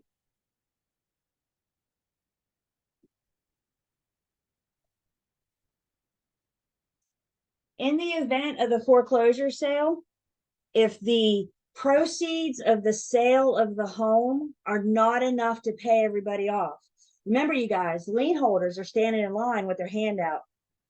Just because they're standing in line with their hand out doesn't mean there's going to be enough money from the proceeds. All lien priority does is it gives people the right to stand there with their hand out. It gives them the opportunity to try to collect. But once that money's out, no matter where they run down on lien priority, when that money runs out, not all lien holders may get paid. And lien holders that don't get paid may choose after the sale to file what's known as a deficiency judgment. A judgment is a general lien. Who can remind me what a general lien attaches to? Personal. The person. Specific liens attached to the property. Judgments are general liens attached to the person. So if you have a lien holder that didn't collect enough, the sales price wasn't sufficient for them to collect enough, that lien holder has the right to file a deficiency judgment.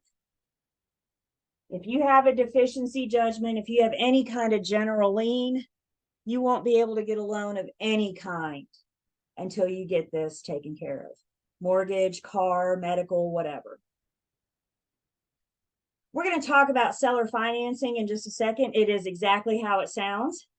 Instead of calling Bank of America or Mortgage Movement, you're borrowing directly from the seller. They are financing the sale.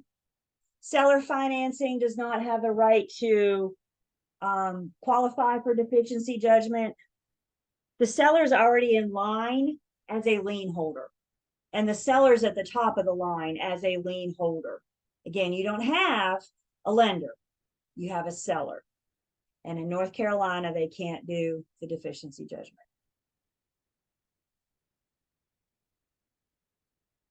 Questions so far?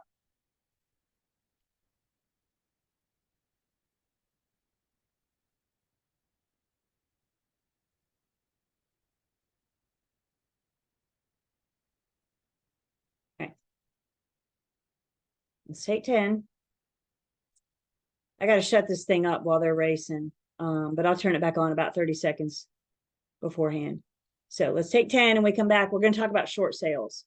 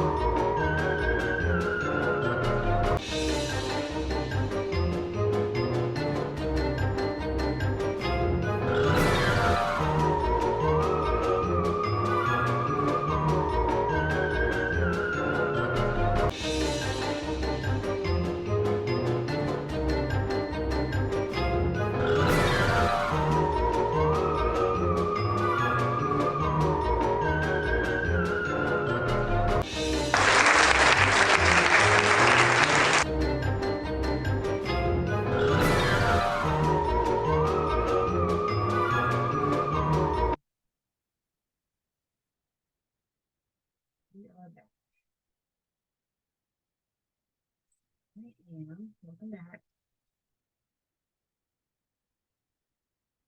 In attendance.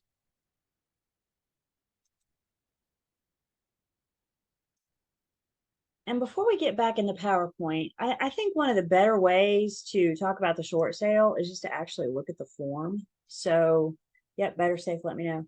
So all the forms, and again, the only ones you guys need to look at are the 2 agency agreements and the offer to purchase and contract.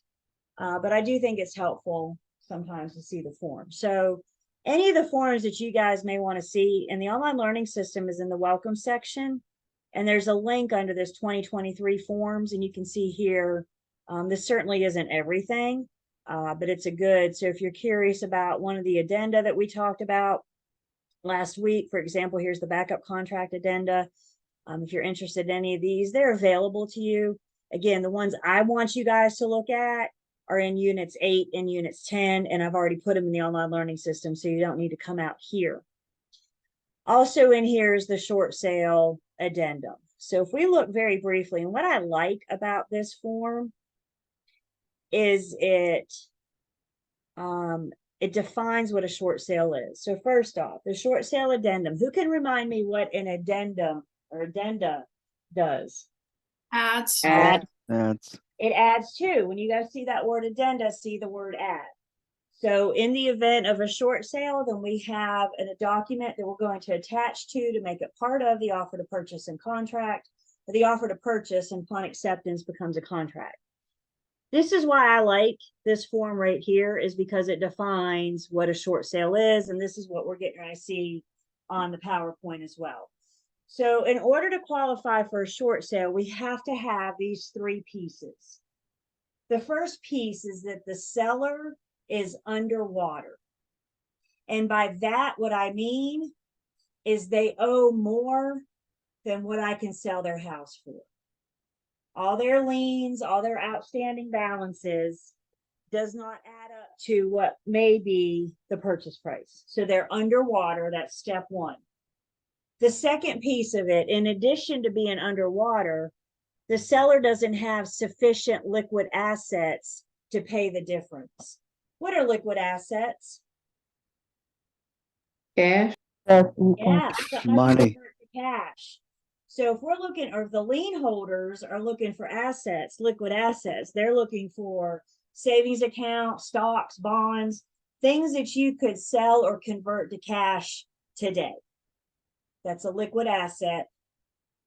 And then the third piece of a short sale is that all lien holders have to agree to release their liens for an amount less than what they're owed. So the lien holders, you have more debt than what the property's worth. And in order to consider a short sale, the lien holders will have to approve, all of the lien holders will have to approve it. So let me back up. Let's talk about in practice for a minute about how these things work. You are the listing agent, and you are contacted by a seller that may be a potential short sale. We don't know if the short sale will be approved until the lien holders take a look at it. The lien holders aren't going to touch it until we have a bona fide contract in our hand. So listing agents, you list and market this property like you always do. You have to disclose it's a material fact that it's a potential short sale. Buyers deserve to know what they're buying. So you market this property, you call it a potential short sale. Buyer comes in and makes an offer. Buyer and seller negotiate like they always do. They're going to negotiate the purchase price, the dates, due diligence, earnest money, all those terms of the contract. They're going to negotiate like they always do. Once we have a contract, then the lien holders start their process to see if they will agree to release or discharge the liens. These things are called short sales. Short sales are not known, they're not named because of the amount of time that these things take. Short sales are named because the seller is short on funds to close. There is nothing short in time about these things. They say on average, you can expect about 6 months. It takes that long sometimes to get all of the lien holders to agree to release the liens. And if they don't, then we cannot proceed with the short sale. So all three pieces must be there. I'll show you again in just 1 second where we got this. I'll let you guys kind of the risks. This helps us better understand. Again, if you want, I don't know you'll be tested on this, but I know I always get a lot of questions about short sales. So here it is. Another thing that this form does is it creates a contingency. The short sale addendum creates a contingency, and the contingency is for the seller. The seller is not obligated to sell if they don't first get all of the lien holders' approval. If one lien holder doesn't approve it, then the seller can't sell. So this contingency says that this contract is contingent upon the seller receiving written approval from all lien holders. Failure to get so, and that's why we call it a short sale potential. I don't know if we're going to get lien holders approvals or not. We can't call it a short sale until we get that short sale approval. The other thing just to kind of be aware of is dates. So our due diligence dates and our settlement dates. I can't put, and this addresses that down here, I can't put specific dates in the contract for due diligence and settlement because I don't know how long it's going to take the lien holders to send their approval. Maybe it's 2 weeks, maybe it's 2 months, maybe it's 8 months. So instead of putting in specific dates, we're instructed to put the number of days. So they do 15 as the default. If you want to change that, then you can put that in here. 15 days from notice of approval of the short sale to conduct due diligence, and then 30 days from notice of approval of short sale for settlement. And then again, just some other information. So Phil, real quick, let me, before I do that, where we are, I'm in the online learning system. Under the welcome section, there's a link to all the current forms.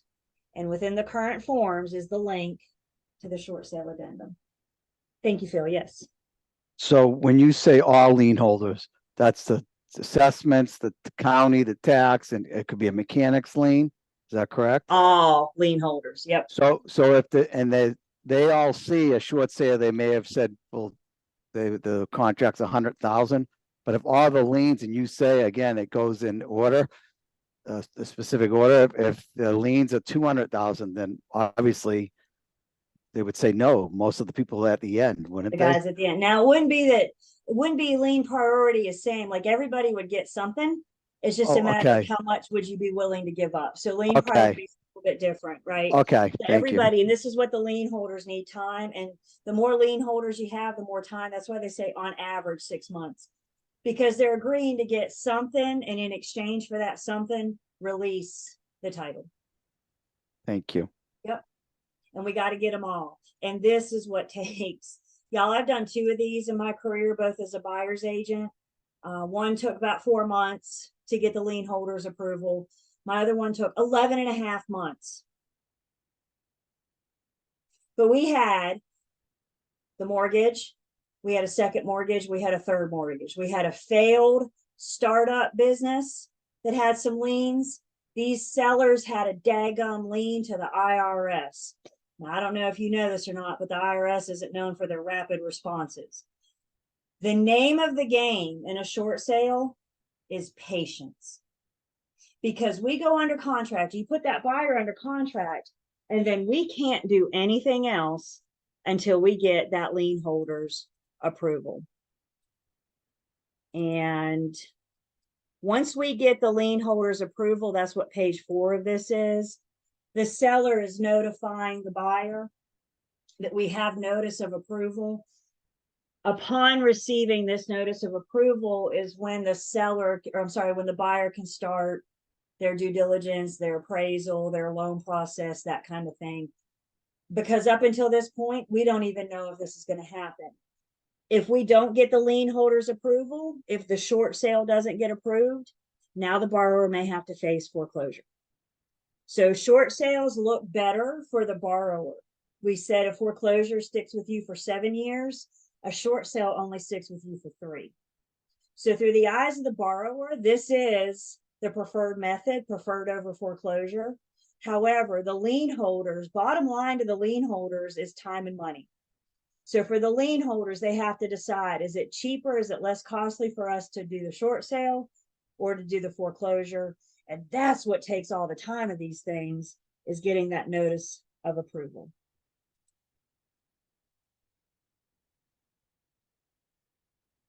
So the short sale defined, again, we just saw this, those 3 pieces.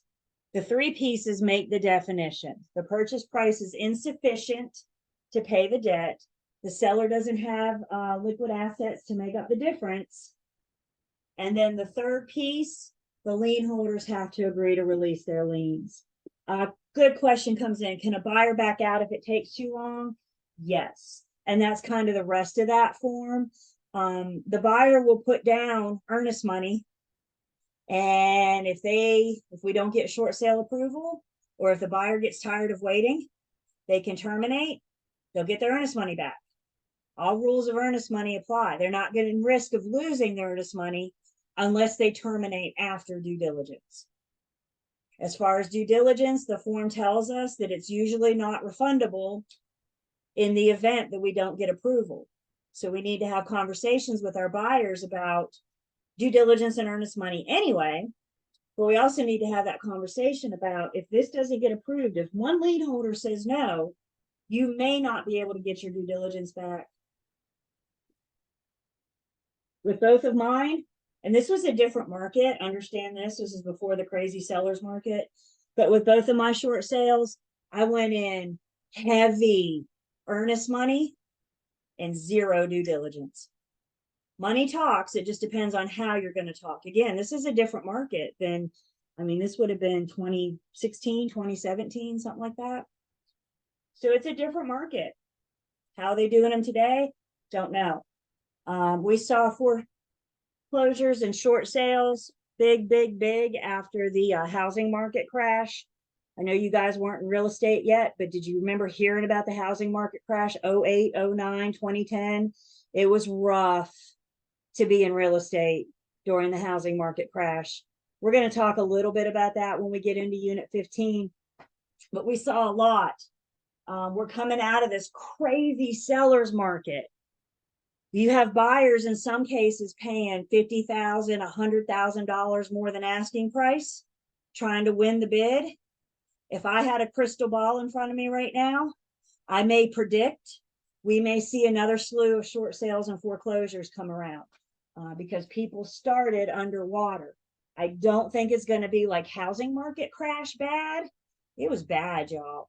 I don't think it's going to be that bad, but I think we can expect to see some more short sales and foreclosures. And this might be the market you guys are getting ready to come into. So if we start seeing these pick up again, prepare for training from your firms to make sure that we're proceeding. That's the fun thing about real estate. Markets are fluctuating. I often joke that the only thing consistent in real estate is change. So there's that. When it comes to short sales, what does this mean for us? The fact that it's a potential short sale is a material fact. It's not a short sale until we have the lien holder's approval. However, the fact that it has to go through that process is a material fact. So we have to disclose that it's a short sale potential. The listing agent that's called, they're communicating with the seller. The seller is in default of their loan. The seller is the borrower in that scenario, and the borrower is in default. Listing agents, the best thing we can do is have our sellers call everybody. Have them call their attorney, have them call their accountant. Of course, they're already calling you. CYA and CYA, call your attorney and call your accountant.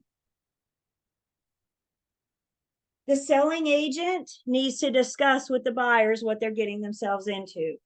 The other thing that the short sale addendum tells us is I have 0 control over the lien holder's approval. There's absolutely nothing I can do, the listing agent, the attorney, nobody. The name of the game is patience. I can tell you guys know those moments in life where you can tell where you were and what you were doing when they happened. That was one of my moments in life when I got the call from the agent after 11 and a half months that we got short sale approval. I knew where I was 11 and a half months. That was a monumental moment in my life. I was practically in tears when I called my buyer because we were finally moving forward again. To somebody's point, could my buyer have backed out? Absolutely. A couple months into this, I'm talking about, hey, did you see this new listing that came on the market? Y'all want to go see it this afternoon? They kept telling me no because they wanted this house and they were willing to wait. By the way, they were moved back home with his parents. They were willing to go through all that for 11 and a half months to get the home that they wanted. Was it worth it to them? Absolutely. It checked off all the boxes. Was it worth it to me? Old car says yes. Yes, it was, because it's not about me, is it? Who's it about? It's about them. Other questions? This is pretty much all you need to know for now. You'll hear more about short sales and post licensing, and I have a feeling we're going to start seeing these playing out in practice in the real world again soon as well.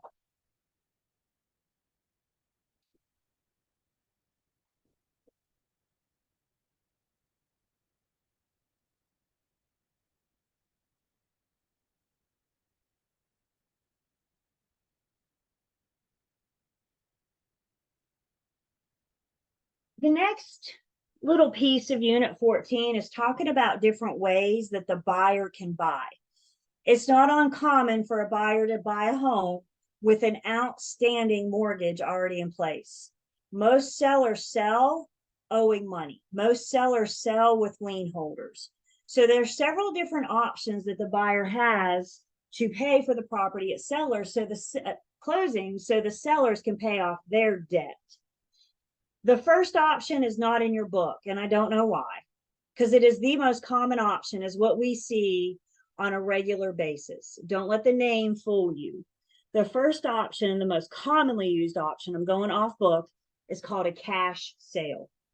The buyer brings cash to closing, the buyer brings cash to settlement. That cash at settlement is used to pay off all of the seller's debts. To get that balance down to zero, the seller gets what's left, and then the buyer takes the property. So a cash sale, before the buyer can get the deed, all of the seller's outstanding liens are paid off from the proceeds. Most often when a buyer buys, financially, they're starting with a clean slate. The day you buy your house, if you used a lender, you have a debt, you have a lien on your property in some cases before you even get your keys, because the lender, the new lender for the new loan, wants to record their new interest. They want to be on top of the lien priority in the event of the borrower's default. So what we see most often is called a cash sale. Buyer brings the money, lender brings the money. For this to happen, for this sale to happen, all the seller's liens are paid off, the seller gets what's left, and then the deed changes hands. There's some other less likely options, but they're still here, so we need to just mention them. These are all green stars. Another option for the sale of a mortgage property is for the buyer to buy subject to the mortgage. If the buyer buys subject to the mortgage, the buyer gets the mortgage, they get to start making the payments, but who's still responsible for it? The seller. The seller. Their liability never leaves. Put yourself in a seller's shoes. You got a stranger wanting to buy your house. Are you likely to do this? Golly, no. Why would I let you pay my debt and I keep all the responsibility? Now, maybe if you were a friend or a family, we could talk. We don't see this that much, you guys, and I think it's pretty clear why. Even a family member, I don't know that I would trust this, right? Like my own blood. I'm not going to be responsible for you making the payment. You fail to make, they're coming after me. Would you agree to do this? No. So how often do we see these? One slide in pre-licensing, and probably this is going to be the last time you see this. Is everybody with me? Another option, sale of the mortgage property, is when the buyer assumes the seller's mortgage. An assumption is better for the seller. However, their risk and liability doesn't go away completely. If the buyer assumes the seller's mortgage, for our purposes in this class, mortgage payments are made on the first of the month. So we made it, or the seller made a mortgage payment on October 1st. We go to closing on October 17th. And when the next payment comes due on November 1st, who is the owner that's going to be responsible for making that payment? The buyer. The buyer. The deed changed hands today. The seller made the payment on October 1st. Deed changes hands today. Buyer assumed the seller's loan. So that means November 1st, it's now the responsibility of the buyer. In the event of default, they will still go after the buyer first. However, the seller does retain some liability. So while these are better than subject to the seller's mortgage, again, these are really, really rare. By the way, at closing with these, if you have an outstanding, let's see, your home is selling for $100,000. You're buying my home today for $100,000, and I have $40,000 left on my mortgage. So this is my mortgage. You are assuming that mortgage today. So if you're taking my $40,000 mortgage today, how much in cash do you need to bring me to closing to make me whole? 60 down. You got to bring me 60. So while you're taking my debt, you still owe me the difference. How are you getting that 60,000? Well, maybe you have that kind of cash laying around. Maybe you can talk to the lender and get another loan. But that's what we mean by assuming it. You're taking over my debt, my responsibility for the most part, and then you're paying me the difference. Questions on these?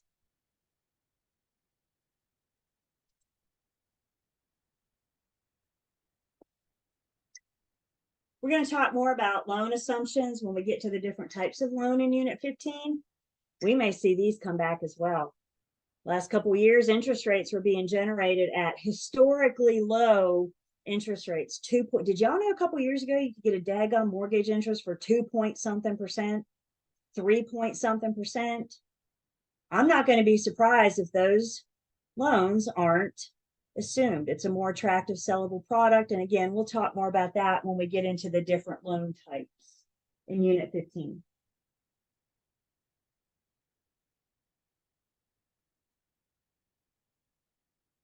Talking specifically about our promissory note, remember this is the contract.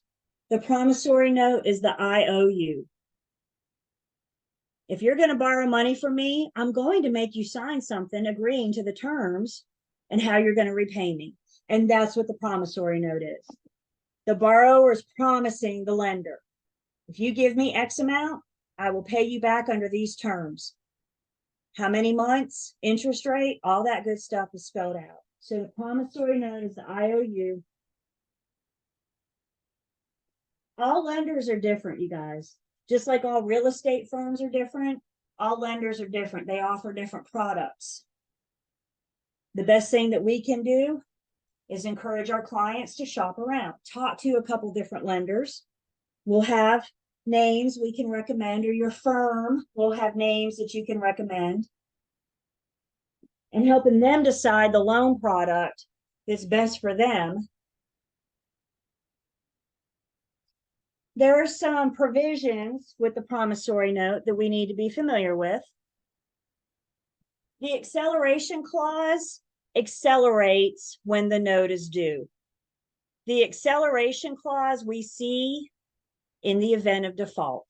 If you stop making payments, if you want to redeem yourself, the lender can accelerate the entire note due. If you can come up with the whole thing in 10 days, we won't put you through foreclosure. The lender did let you pay X amount every month over a course of 30 years, but you broke that promise. Does that make sense? So now they're going to accelerate and make the whole thing due, the maturity of the debt. Some lenders may charge a prepayment penalty. We're not seeing it as much as what we used to. However, it still could be out there. Prepayment penalty would be a penalty if you pay it off early. Guys, our parents, our grandparents, when they bought a house, they lived there for 20, 30 years. Today, on average, they say people live in their home 8 to 10 years. We're not sticking around long enough to pay off a full 30-year loan, are we? So the lenders aren't getting the amount of money that they did back in the day. And one way they may ensure their money is by charging a prepayment penalty. If you pay it off early, you're going to give me a penalty again. We're not seeing these as much, but they are still out there. We will learn prepayment penalties are not allowed on FHA loans. They're not allowed on VA loans. Again, talking about those different loan types. If we see a prepayment penalty, it may be on a conventional loan. They're only allowed on conventional loans of $150,000 or more. So if we see it, it's going to be on a conventional loan, $50,000 or more. The other provision that we may see in a promissory note is the due on sale clause. When is the mortgage due? Upon when? The sale. You see the name? When is it due? On the sale of the property. So if you sell and you still owe money, you sell within your 30 years or 15 years, and you still owe money, the whole amount is due when you close before that deed changes hands. The due on sale clause is also referred to as the alienation clause.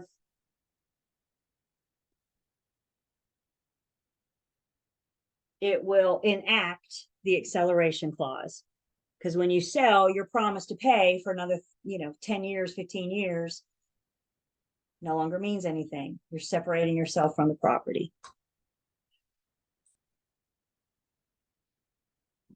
So let's look at an example together. A bank loaned Roy, a home purchaser, $350,000 at 4% interest rate, repayable in monthly installments for 30 years. Several years later, our boy Roy defaults by missing 4 payments, and he still owes the bank $338,000. The bank sends a notice of default. They give Roy an opportunity to catch up, but guess what? Roy ghosts them. He's a no response. The bank at that point may choose to initiate the acceleration clause, which is going to make Roy owe the entire balance due. Basically, what they're telling Roy is come up with $338,000. If not, we're going to put you through foreclosure.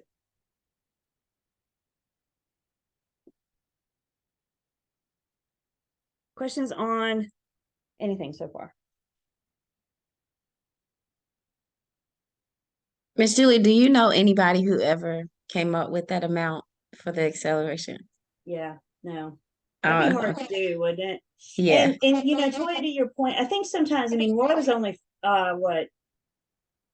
several years into it. He wasn't much if he's only down to 338. I tend to think we think of foreclosure as happening years into ownership. I have heard a few cases where the borrower never made their first mortgage payment. Wow. Let me let that soak in. You buy a house, you go through a lender, go through that whole process, and then you never make your first mortgage payment. Why? I don't know. Life happens sometimes. This is what I do know. Things happen. So why? But through the eyes of the lender, what they care about is if you never make that first payment, I need to be able to sell the property and get my money back.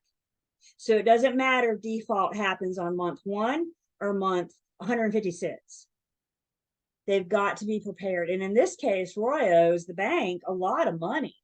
And it's going to be hard to come up with that. Now, if I'm on year 28 of 30, I might have a better chance of coming up with it. You know what I'm saying? So, Toya, I have not, but I'm sure it's out there. At least you get the chance. You're probably not going to get a loan because you're already defaulting on this loan, right? You may be able to call the bank of mom and dad. I don't know. But somehow you got to get the money from somewhere. Or you face foreclosure.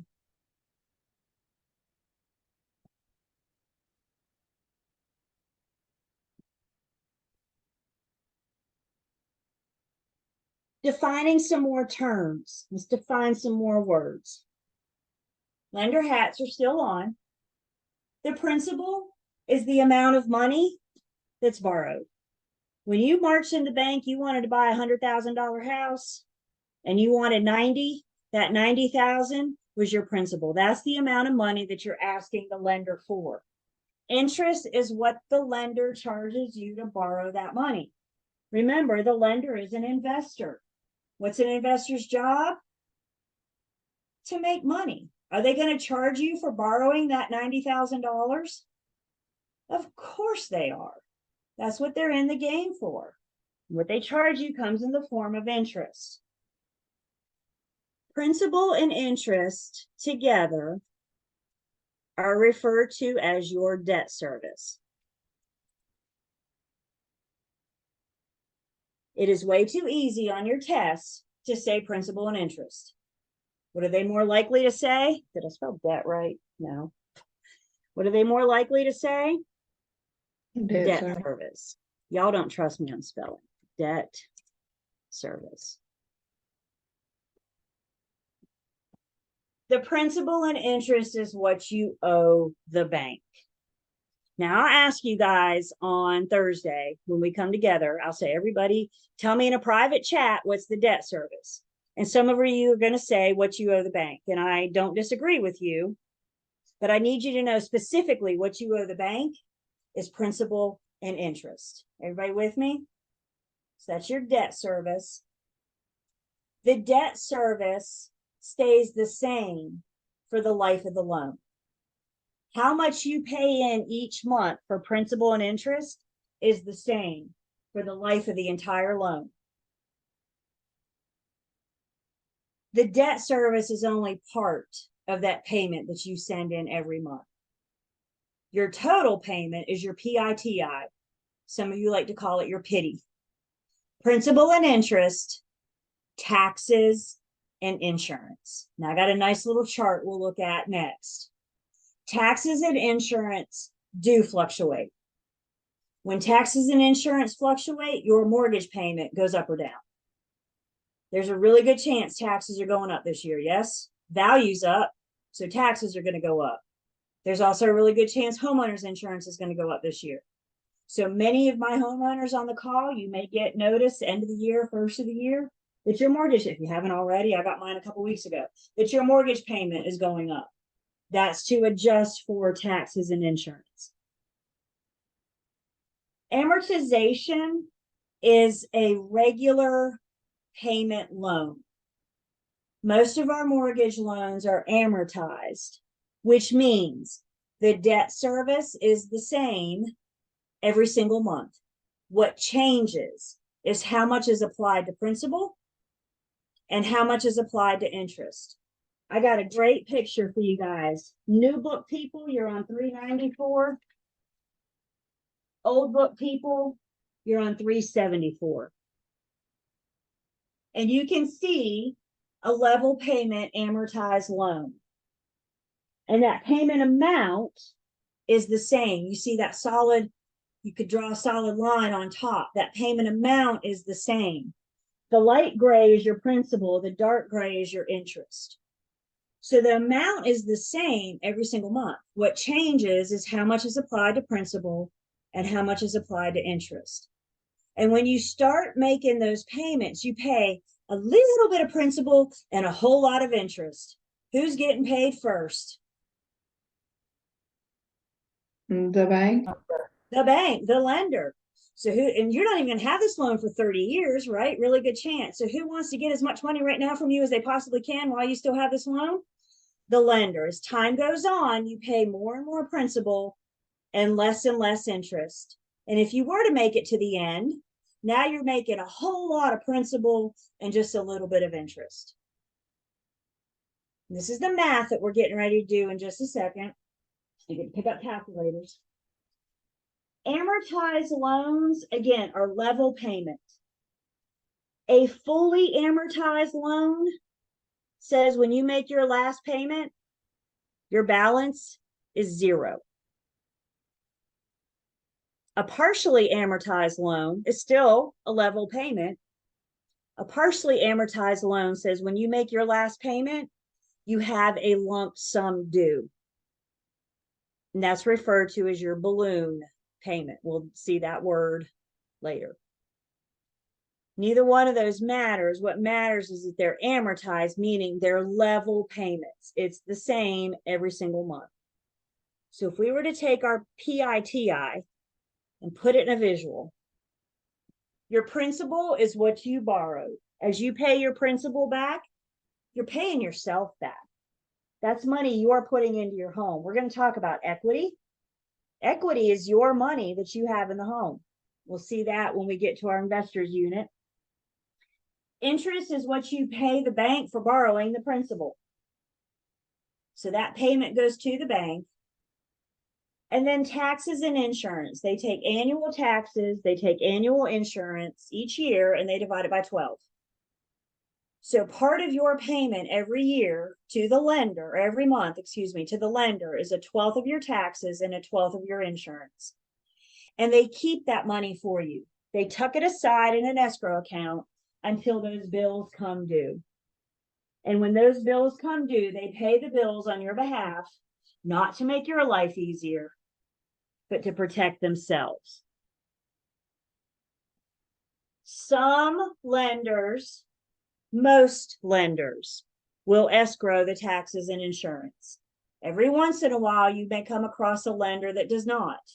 That's all got to be spelled out in the terms. That'll have to be spelled out in the promissory note. But I think the majority of what we see is that they're going to escrow, they're going to keep, they're going to hang on to that money until those bills come due so they can pay them on behalf of the borrower.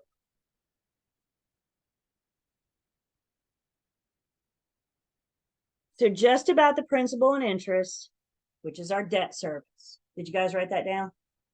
I'm going to ask you on Thursday. I'm going to say, what's your debt service? And you're all going to come in a chat and say principal and interest. Or if you don't want to type all that, I'll know what P and I means. So, you know, it's coming on Wednesday. Thursday. When do we meet again? I don't know. Whenever I see you guys again. Yeah. So principal and interest, talking about your debt service. With your interest for your mortgage loan, interest is usually paid in arrears. Everybody look with me. Let's look at where our rear is. Where's our rear?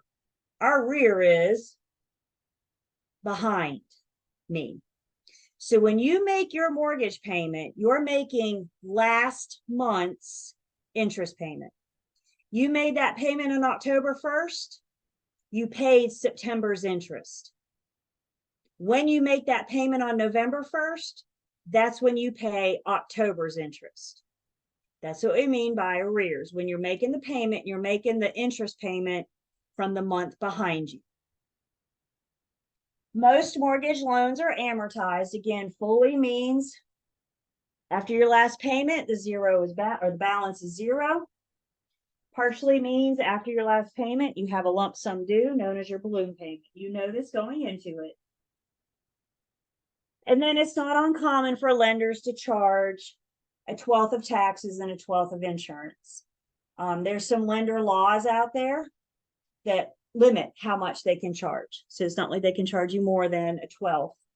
And again, my homeowners on the call know that sometimes your payments go up. I guess they could go down, but more likely they're going to go up. Understand, it's not your debt service that's causing that payment to go up or down. It's taxes and insurance, because your debt service is the same for the life of the loan.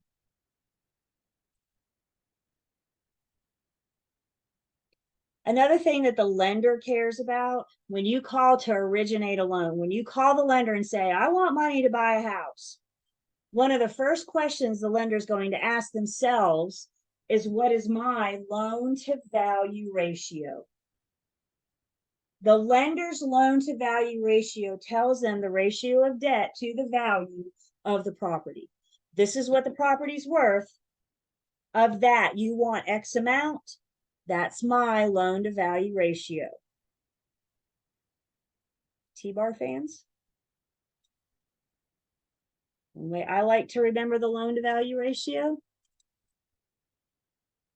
is the loan to value ratio. So let's go back to our example from earlier. You're buying a house that's been valued. I'm going to define value in just a second. You're buying a home that's been valued of 100,000. You're asking the lender for 90,000. So through the eyes of the lender, their question is, what is my loan to value ratio?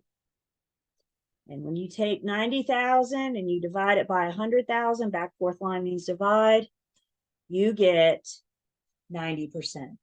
That's what the lender cares about. Of what this property is worth, how much do you want from me? In this case, you're wanting 90% loan to value ratio through the eyes of the lender. How does the lender define value? The lender defines value as the sales price or the appraised amount, whichever is less. That whichever is less is important. You may get a problem with the sales price. You may get a problem with the appraised amount. And they may want to know what's the lender's loan to value ratio. It's not one or the other. The correct answer is whichever one is less. So let's say you're buying this house. You are contractually obligated with the seller to buy their home for $100,000. Part of your contract to closing process, the lender requires an appraisal. The lender requires that the buyer gets to pay for it, but the lender requires it. So we have a contractual obligation to pay the seller $100,000 sales price. We get the appraisal and it comes back at 97,000. Which one is the lender going to base the loan off of? 97,000. 97. Whichever one is less, which in this case is the 97,000. Hold up. Aren't you contractually obligated to pay the seller 100,000? And now you're Yes. only getting a loan for 97,000. So what happens? Well, it's not over yet. Hang on. As a buyer's agent, the first call I'm going to make is to the listing agent. I'm going to ask the seller to come down $3,000 on the asking price. Is the seller under any obligation to renegotiate the terms with us? No. No. The worst they can say is, no, I'm not coming off the purchase price. Okay. So I'm going to go to my buyer. Hey, you got $3,000 laying around? Guys, they're not going to be able to get a loan for $3,000 because they're trying to get a loan to buy the home to begin with. That does also mean a loan from a private source. And an example of a loan from a private source is the bank of mom and dad. They're not going to be able to borrow money. What's the implication if you borrow money? You have to pay it back. You have to pay it back. So you got this lender saying, well, I'm getting ready to give you 90% of 97,000. And then you want to take out another loan, even if it's to mom and dad. Could mom and dad offer to gift the Yes. $3,000? Yes. 3,000 means you don't, or gift means you don't have to pay it back. So that might be an option if mom and dad want to gift it. The lender will make mom and dad sign something saying that it's a gift. And if mom and dad lie, that's called loan fraud. And loan fraud is really, really bad. We'll talk about that. So the seller's not coming off the purchase price. The buyer doesn't have $3,000, nor do the buyer's parents have $3,000 extra laying around. Maybe we can get everybody to meet in the middle. Maybe I can get the seller down to 99 because the buyer has 2,000. You with me? So if it doesn't appraise for the purchase price, then we need to figure something else. But guys, bottom line, if the seller's unwilling to budge and the buyer doesn't have or can't get additional funds, we don't have loan approval and game over. So knowing Helping buyers particularly determine what a probable sales price is so important, so they understand what they're contracting, so they understand that the lender's only going to approve the loan on the sales price or the appraised value, whichever is that less. And we've seen cases this year, you guys, I'm not making this stuff up. It praises for 97,000. But the contract price, the sales price, these past couple years has been, I don't know, make up a crazy number. You want to put it in for 160,000? Buyers knew going into this sales price that it wasn't going to appraise for this. Buyers knew going into this that their loan was only going to be based off of the 97. Buyers knew going into this, when they made this offer of 160,000, they knew going into it that they were going to have to come up with some money out of their pocket. This is the market that we've been in lately. And this is why we got a lot of buyers that are starting underwater. The appraiser says the home's only worth 97. If you want to spend 160 on it, that's fine. That's your business. But you got $63,000 to pay down before you break even. Isn't that something? So buyers knew this going into it, hopefully. Questions on this loan to value ratio?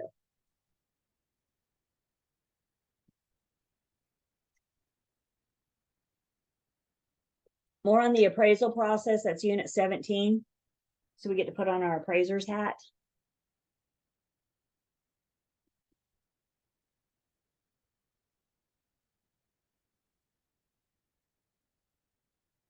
North Carolina has something called usury laws. As mentioned earlier, lenders are free to set their limits. They can charge what they want. They can set their interest rate. They set their own fees. There is no regulatory lenders board. This is what everybody has to do. The lenders are free to set their own charges, offer the products they want to, etc. Usury laws come in and put a ceiling on lenders. Usury law says you're free to charge anything you want up to X amount. So usury laws help limit. There are state usury laws, there's federal usury laws. If the federal overrides the state, then that's what we go with. But again, it sets the ceiling. It tells the lenders you're free to charge whatever you want to up to this amount.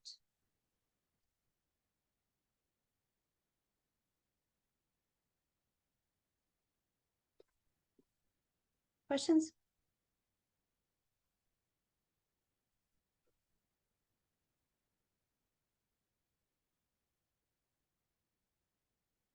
All right, let's say 10. Get your calculators. So we come back, we get to do some math.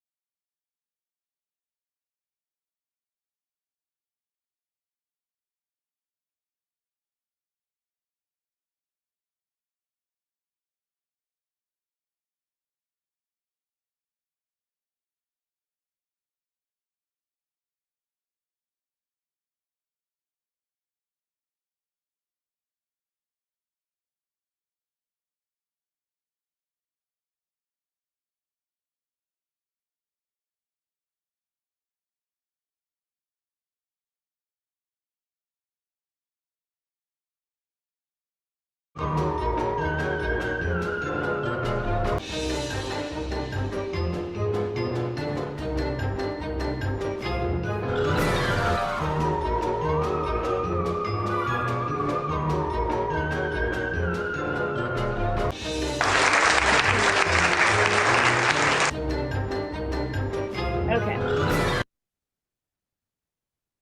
We are back. Camera's on. Do I have any mortgage lenders on the call? Keep your hand up if it is. A couple of you? Yeah. Yeah, that's not uncommon. So for you guys, there's mortgage lending world and then there's pre-licensing world. So let's separate yourself. All right. So I am taking attendance.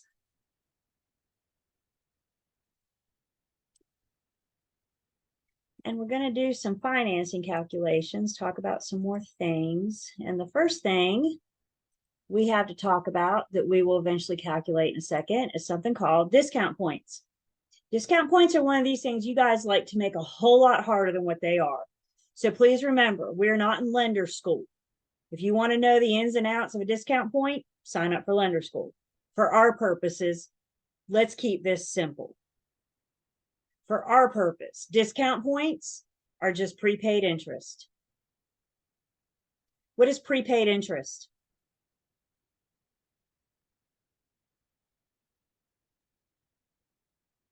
Something you paid already for to Something get you've something. already paid. So with a discount point, you are prepaying, you are going to already pay some of your interest, and you will prepay that interest at settlement. So part of the borrower's debits, part of their charges to the lender may be for discount points. Keep this simple. Discount points are prepaid interest. Like legal Discount racketeering. points- I'm sorry? Like legal racketeering. Yes, if you want to look at it like that, but we're going to talk about, because there's something in it for everybody, right? Why in the world would I prepay interest? Why in the world, when the lender asked me to prepay interest? There's something in it for everybody. So in return for buying discount points at closing, in return for prepaying interest, discount points increases the lender's yield. Again, not in mortgage lending school. The yield is the lender's return on profit. It's their rate of return. The higher the yield, the more attractive this loan is to the secondary market that the lender may sell this loan to. The higher the yield, the more sellable the product. So the lender gets a more sellable product. The borrower, in exchange for prepaying interest, gets a decreased interest rate. So you're still paying the same amount of interest. The lender can only collect what they're due to collect.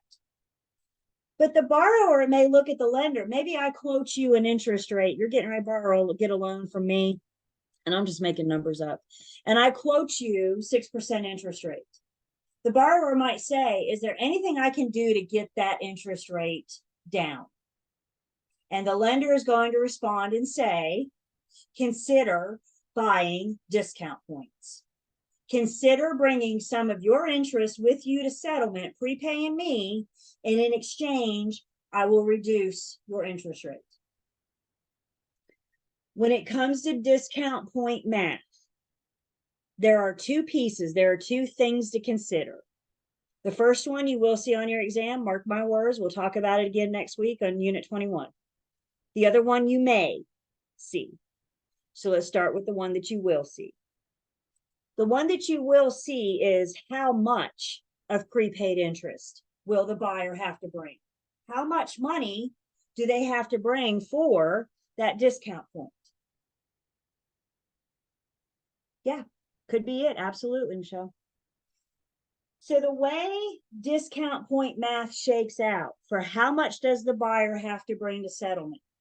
One discount point is equal to 1% of the loan amount. What's the word of mean again in a word problem? multiply. So how do you find the amount of one discount point? You take 1% of the loan amount. Please listen to me. This tends to be a problem topic. All lender charges, all lender fees are of the loan amount, not the purchase price. Remember, we're thinking of through the eyes of the lender. What does the lender care about? Their money. Their money is the loan amount. Do I have everybody? So if they're going to charge one discount point, how do we calculate this? You take 1% times the loan amount. 2 discount points is equal to 2% of the loan amount. 4.5 discount points is equal to 4.5% of the loan amount. Everybody see what we're doing here? The number of discount points shakes out to the percentage of the loan amount. You will see this on your test. We're going to see this when we get into Unit 21. When we get to Unit 21, we get to figure out how much does the buyer have to bring to closing, which means we got to consider all of their debts. And one of their debt will be discount points. This is math you will see. Questions on this. And we're going to do practice in just a second. Never fear. Questions on this?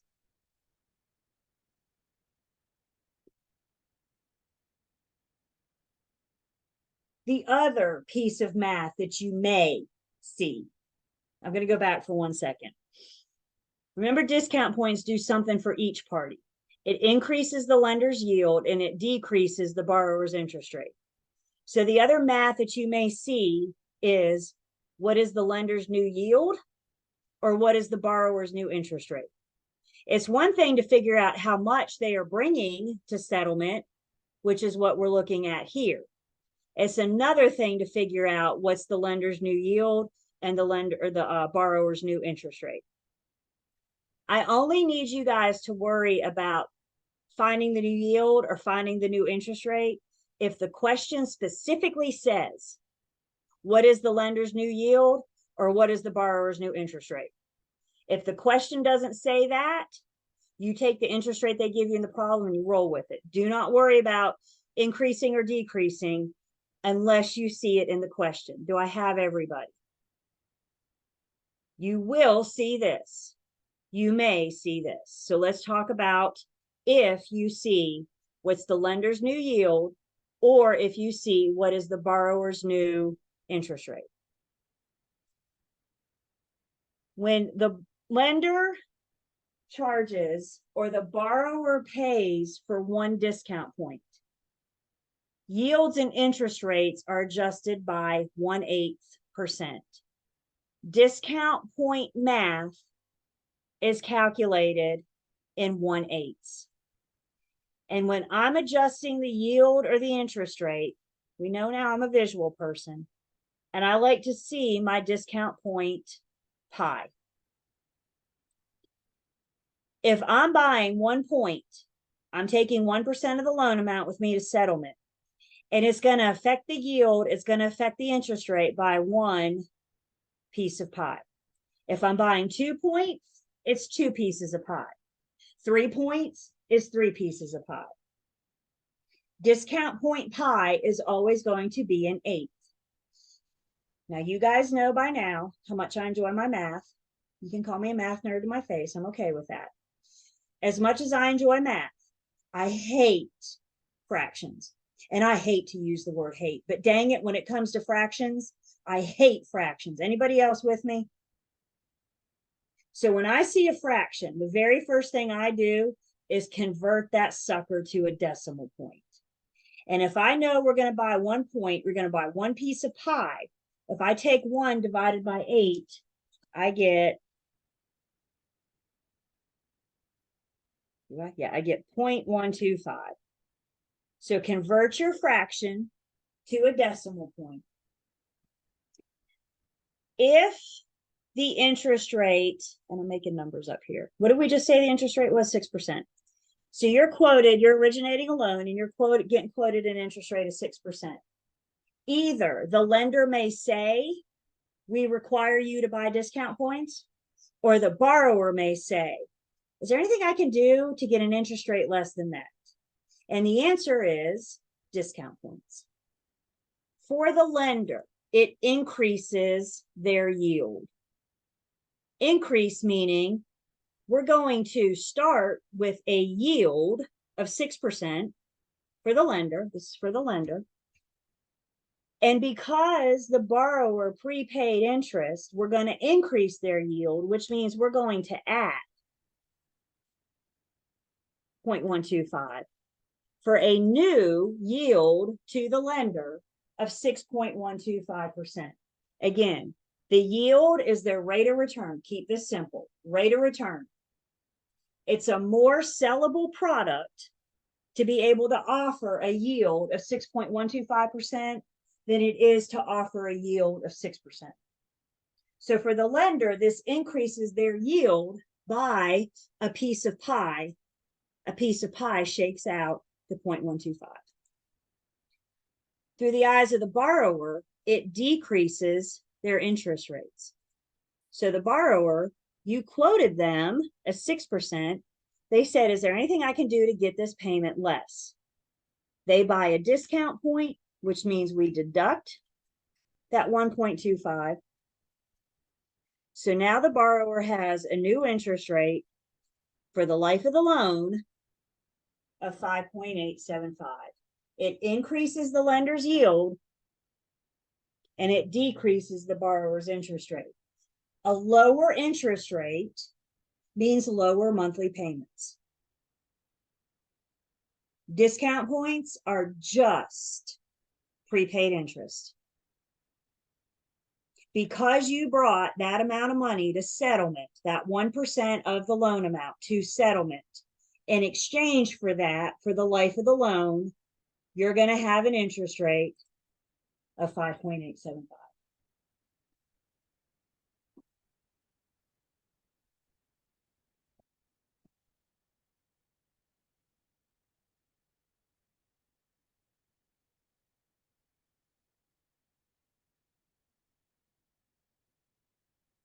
So two different things to consider with discount point math.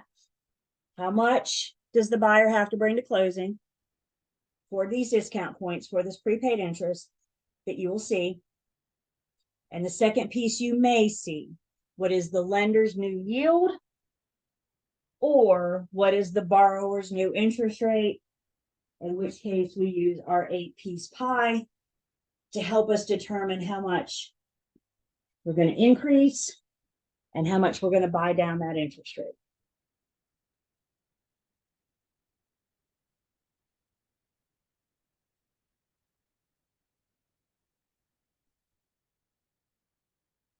So I want you guys to consider now know what you know and at least try something. We'll talk about this together, of course, but at least try. Let's see where we are so far. Pick up your paper and calculator. And what you have here, you got a purchase price of $265. The buyer's obtaining an 80% conventional loan at a 4.5% interest rate. The buyer's going to purchase 2 discount points. The first thing you need to do is use your loan to value ratio to find the loan amount.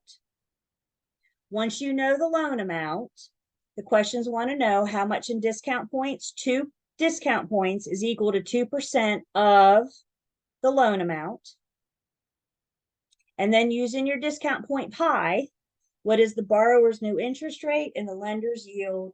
Private chat, tell me in a private chat, try something. I'll give you guys a few minutes and then of course we'll talk about it.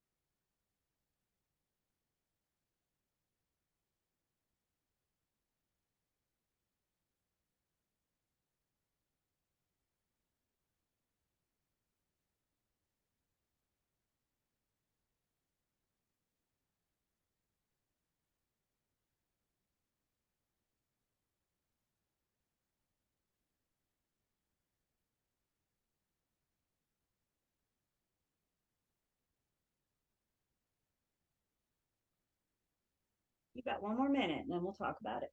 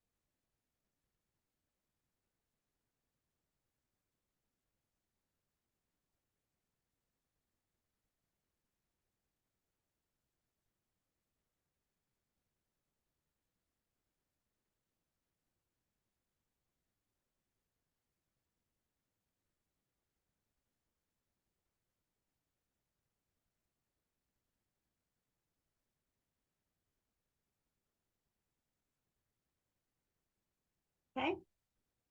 Let's see what we got. I'm giving some information. Give me the purchase price. Does the lender care about the purchase price? They really don't. All they care about is how much do you want from me? What is the loan amount? So we start with a purchase price. The buyer's getting an 80% conventional loan at 4.5% interest. So the first thing we need to do is figure out our loan amount. And to calculate our loan amount, we can use our loan to value ratio. I know the value is the purchase price or the appraised amount, whichever is less. I know they're getting an 80% loan.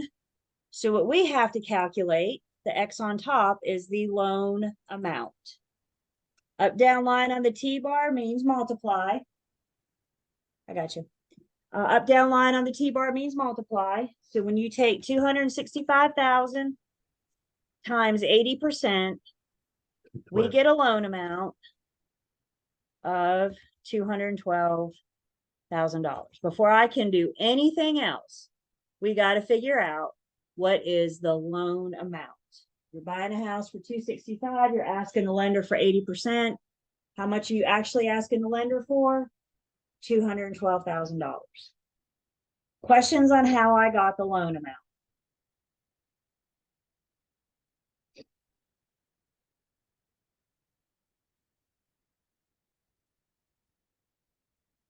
Whenever you guys are dealing with financing, math, financing questions on your test, put on your lender's hat. The lender cares about $212,000. So now that we have the loan amount, the first question is, how much in discount points will the borrower pay at closing? Well, we know they're buying 2 discount points. 2 discount points shakes out to 2% of the loan. That's what we know when we see the number of discount points. So we know my loan amount is $212,000. They're buying 2 points, which means they're prepaying 2% of interest. So 212,000 times 2% means they're going to pay $4,240. That's in addition to their 20% down payment. That's in addition to all the other fees and charges. The buyers just don't bring a 20% down payment in this case. There's lots of debits. There's lots of things to consider. And that's the math that we're getting into in unit 21 after we get through financing. Questions on how I got the $4,240 that the buyer will be paying at closing?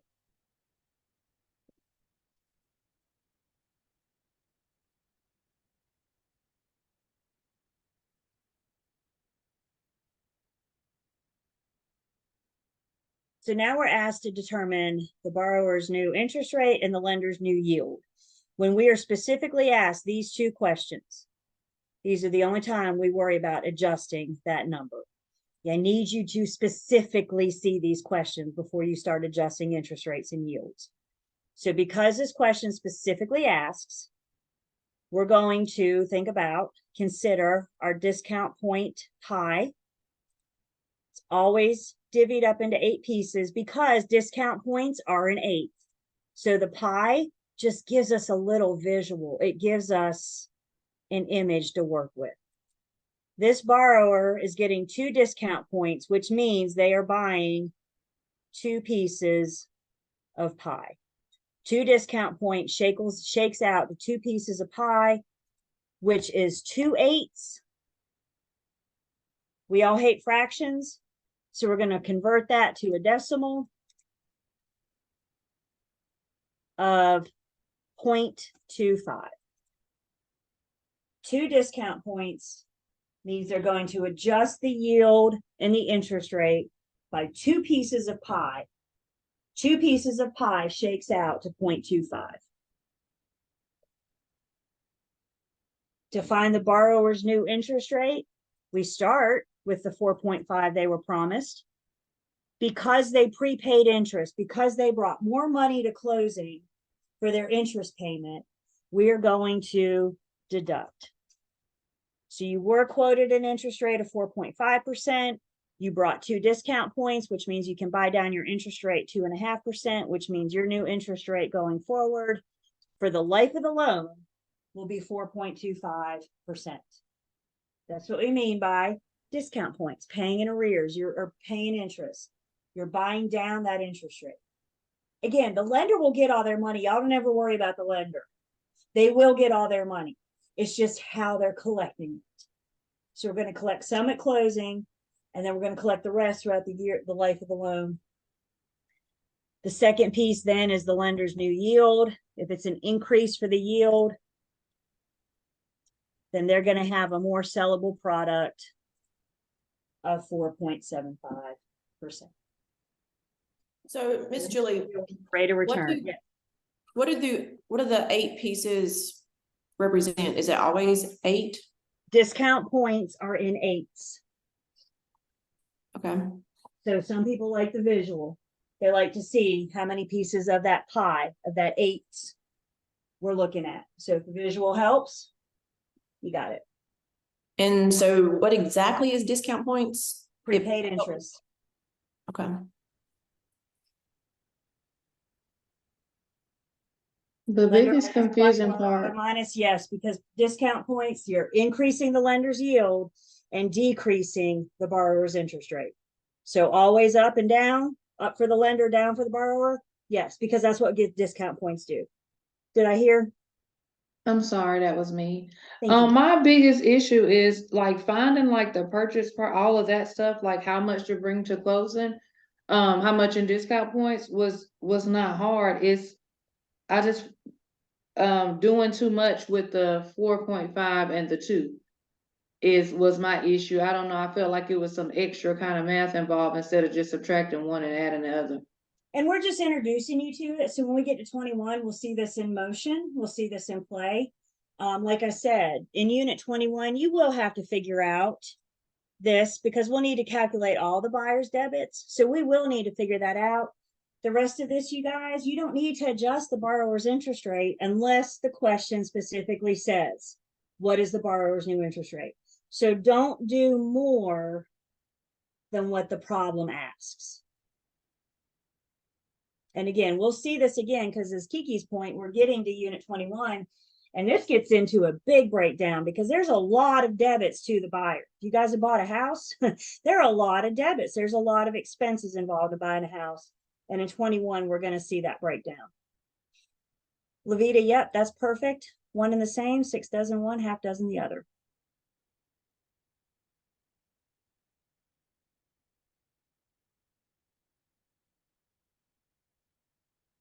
And this is going to, like we said, this is going to be blended with other things. You're not going to have a standalone question on discount points. Not going to happen. But you are going to have discount points in your math questions where we'll need to figure out, in this case, that $4,240 as part of the answer.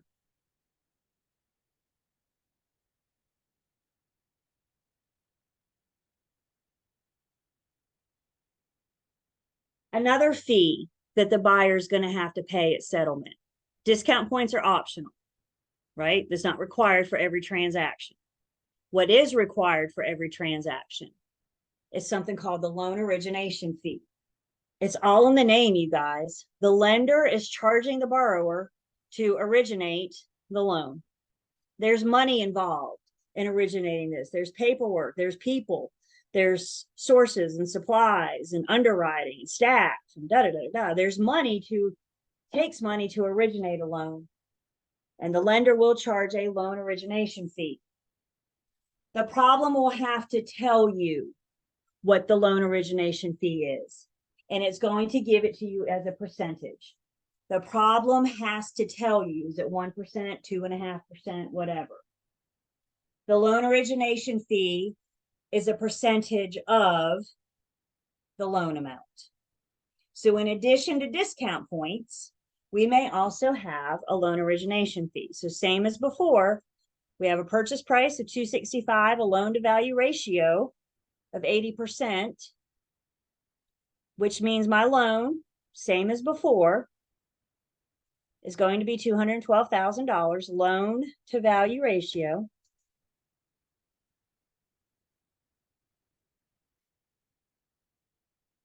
So same as before, then the up down line means multiply. So we have a loan amount of 212. Tell me in a private chat, what would the loan origination fee be?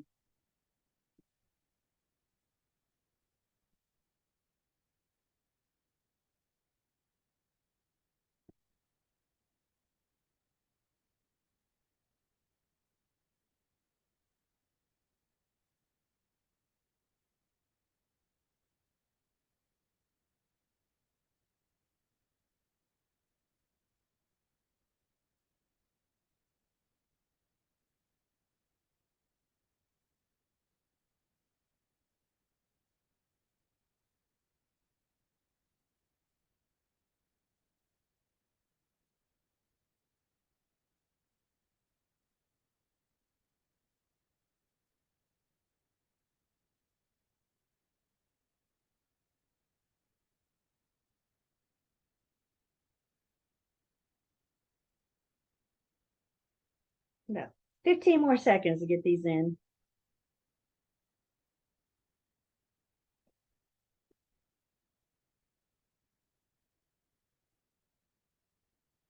Again, seeing the problem will help us see how to calculate this. The problem has to tell you the loan origination fee in this case is 1% of, what's the word of mean?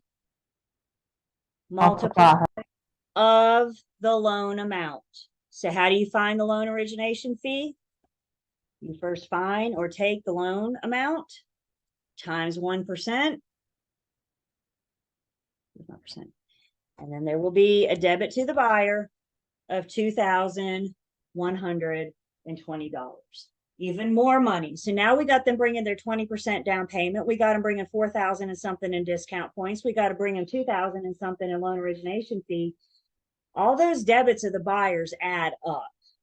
And that's the math we'll get into in Unit 21. We will actually sit down and calculate of all the buyer's debits and credits, how much does this buyer have to bring to closing? It's a lot more complicated than the down payment. There's a more involved than the down payment. And that's where we're heading in Unit 21. Questions on the loan origination fee?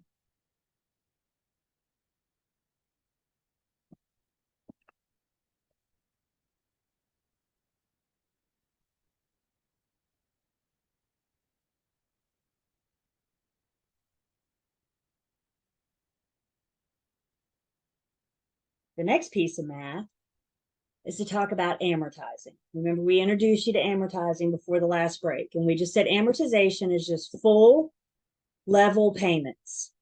Your debt service stays the same for the entire life of the loan. What do you want? You want a 30-year loan? Your principal and interest payment is the same every single month. What's different each month is how much is applied to the principal and how much is applied to the interest. And that's the math that we're getting into next. In order to figure out how much to apply to principal and interest this month, there are 3 steps required, or 3 formulas. So what I want you guys to do now, if you can't write fast or you can't abbreviate, take a picture with your phone so you can pull it up and look at it. If you feel the need to write down every single word, please take a picture and write it down later. You can write fast, Well, here's our three formulas. Have these in front of you so we can discuss them and what they all mean.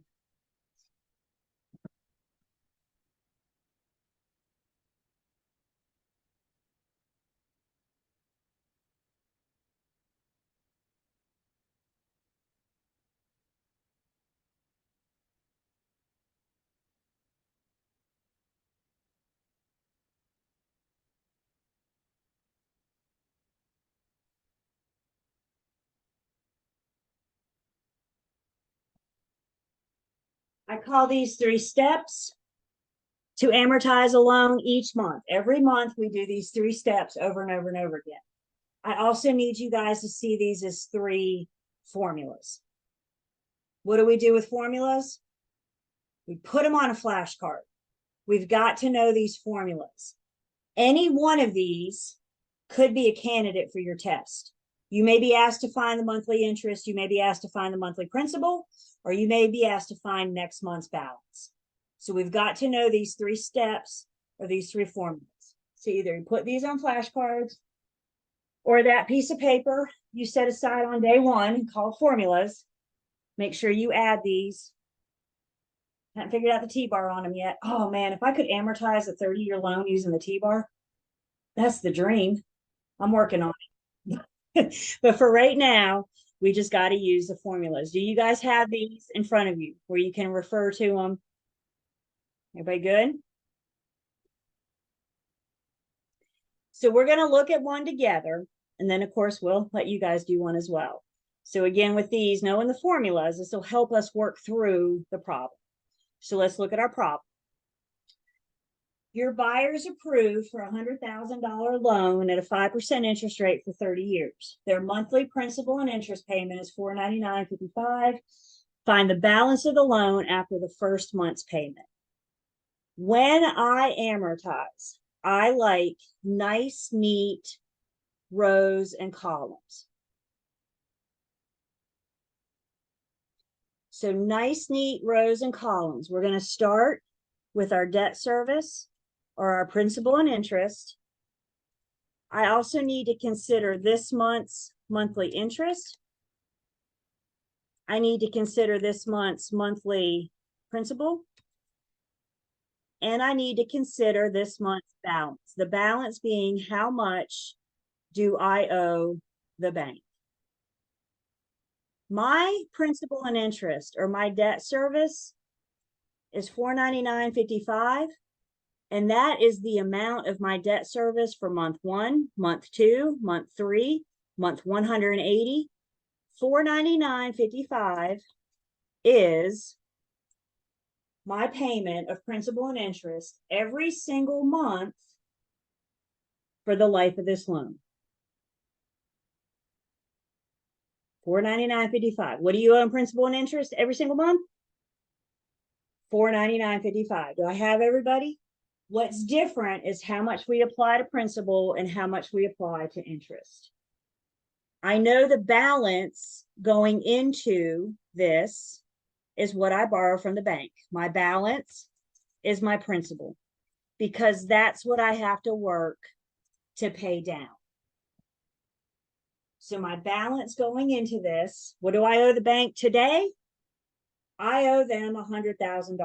The day you buy the house, your balance is your loan amount.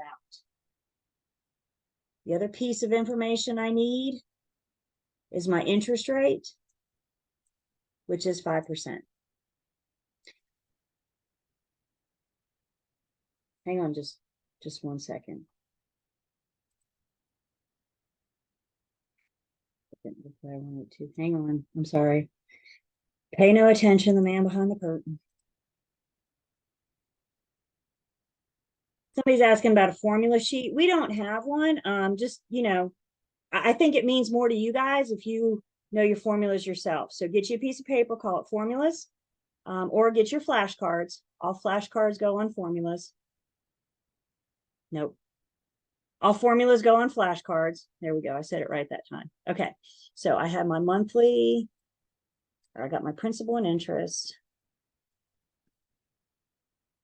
I got my monthly interest. I got my monthly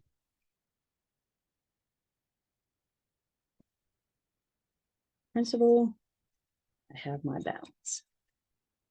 So I know $499.55. Let's try it again. $499.55. And I know that my payment is going to be $499.55 for month 2, month 3, etc. for the entire life of the loan. I know coming into this, my balance or my loan amount is $100,000. And then the other piece I need is my interest rate. Okay, I'm caught up now. So now we look at our 3 steps. The first step says I need to find this month's monthly interest. To find this month's monthly interest and look at your formulas, you take the balance times the interest rate, and that gives me annual interest. We don't make annual payments to the bank, do we? We make monthly payments. So now that I have annual interest, I need to take that a step further and divide it by 12. So my annual interest divided by 12 will give me my first month's monthly interest. And I just rounded there. So I took my balance times the interest rate to get annual interest, divide by 12 to get monthlies. Everybody see that first step you wrote down? We figured out this month's monthly interest. Principal plus interest equals our monthly payment. Our debt service only consists of 2 pieces. So now that I know how much is going to go towards this month's interest, to find the principal for this month, I'm looking at the difference of my payment versus how much is applied to interest. So my payment of $499.55, we're going to apply $416.67 towards interest, which means I have a monthly principal. Step 2 is to find the monthly principal of $82.88. You're applying a little bit of principal and a whole lot of interest. Who's getting their money first? The lender. Who gets paid after the lender? You do. So we found the monthly principal, and then our third step, our third formula, is to take your current balance. Principal reduces the balance. Principal reduces the balance. So if you had your balance of $100,000 and this month you paid $82.88, once you make this first month's payment, going into month 2, your new balance, you owe the bank $99,917.12. Let me put it over there where we can see it. So you make your first payment. You buy the house. You make your first payment of $499.55. You apply your principal and interest to it. And once you make that first month's payment going into month 2, you only owe the bank $99,917.12. You paid down your principal. I'm sorry, you paid down your balance with your principal. So now, let me say something else. Any one of these could be a candidate for your test. They could ask you to solve for the monthly interest. They could also ask you to solve for the monthly principal. Or they could ask you to find what's your balance going into the next month. They're never going to ask you to go more than a month or 2 out because of time. You don't have to worry about them asking for the principal of month 15 or something. They're not going to do that. So they're either going to ask for the first 1 or 2 months. So now with your formulas, now knowing what we know, I want you guys to go through those 3 steps again, only with month 2. So you start with a balance of $99,917.12, and you do your 3 steps. Find the monthly interest for month 2, the monthly principal for month 2, And then tell me in a private chat, what is your balance going into month 3? What do you owe the bank once you make that second mortgage payment?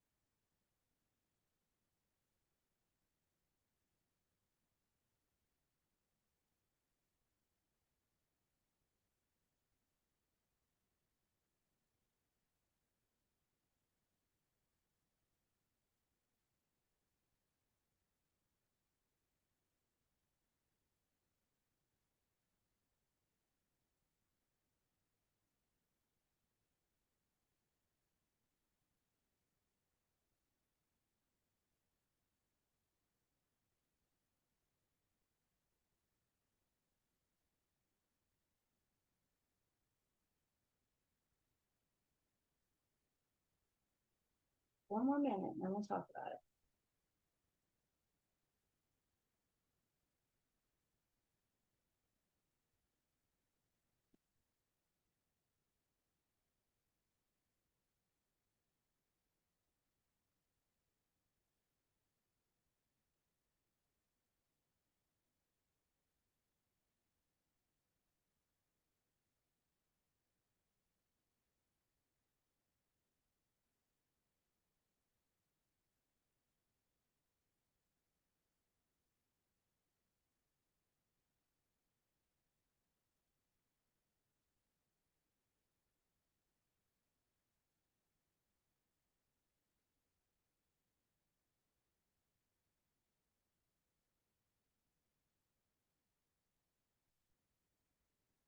Okay, I'm getting a lot of questions on rounding.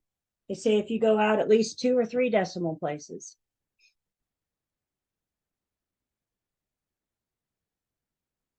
All right, so we know our balance going into month 2. We made our first payment. You bought the house. Now you've made your first payment. So the question is, how much do I now owe the bank? Well, now you only owe the bank $99,917.12. I guess that's kind of good news. At least you don't owe them $100,000 anymore. So now the question is, what do you owe the bank after you make your second payment? And that's where we start our 3 steps again. Every month you do those 3 steps over and over and over again, starting with the new balance. So going into month 2, we have a balance of $99,917.12. Times it by the interest rate, which is locked in for the life of the loan. So 99,917.12 times 5%, we get $499, 5.8 856, divide by 12, annual interest divided by 12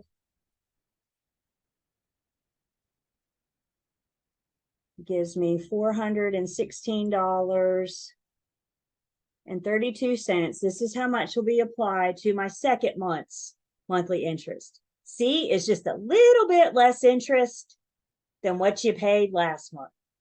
Interest goes down just a little single bit every month. Principal goes up. So we know this month's monthly interest. Principal is the difference in what I'm paying versus that interest. So 416.32. So this month's principal payment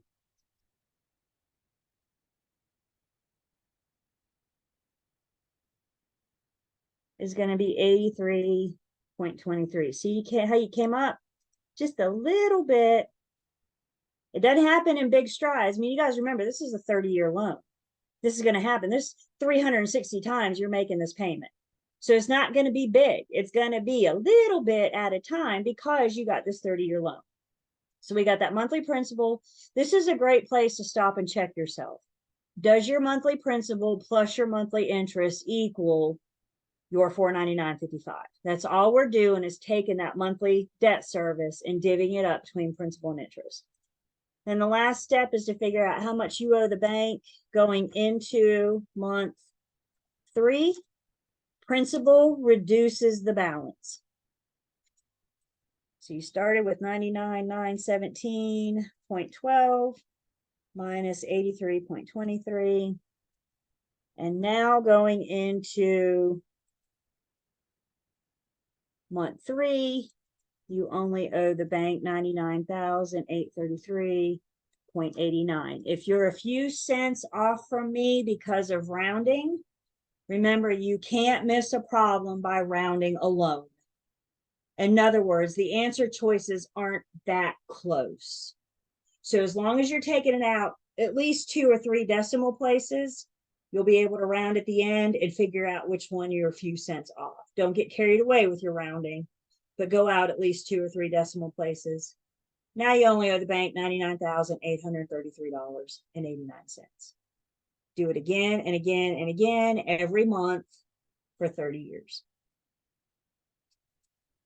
I got a practice for you guys in the online learning system. I took this problem and I amortized it for a year. So you got 12 months. You're not going to get that on your test. Again, your test is not going to ask you to go much past the first or the second month. But I'm telling you, if you do those steps 3 times and do it for the year, you'll be able to spit these problems out. You'll be able to calculate monthly interest, monthly principal, or next month's balance. It'd be an easy test question for you guys, as long as you know the steps. Knowing the formulas, knowing the steps is like 80% of the battle. I do want to, real quick before break, because once I erase this, it's gone forever. So before we go to break, remember, you guys, the principal reduces the balance. So if you can make more, if you can make a payment of more than $499.55, that extra will go towards the balance. So if you can make more, if you can swing more, then you can pay that loan off faster because you won't have that much. So let's say, for example, you get a bonus at work and you get, I don't know, $500, and you decide that you want to apply that to your mortgage payment. That, let's see, 583, that bonus will go towards your principal. So instead of deducting the balance from 83.23, you would be deducting the balance from 583.23. You guys see that? The more in principal you can put down, the quicker you can get this thing paid off. Call your lender first before you just start sending them more money.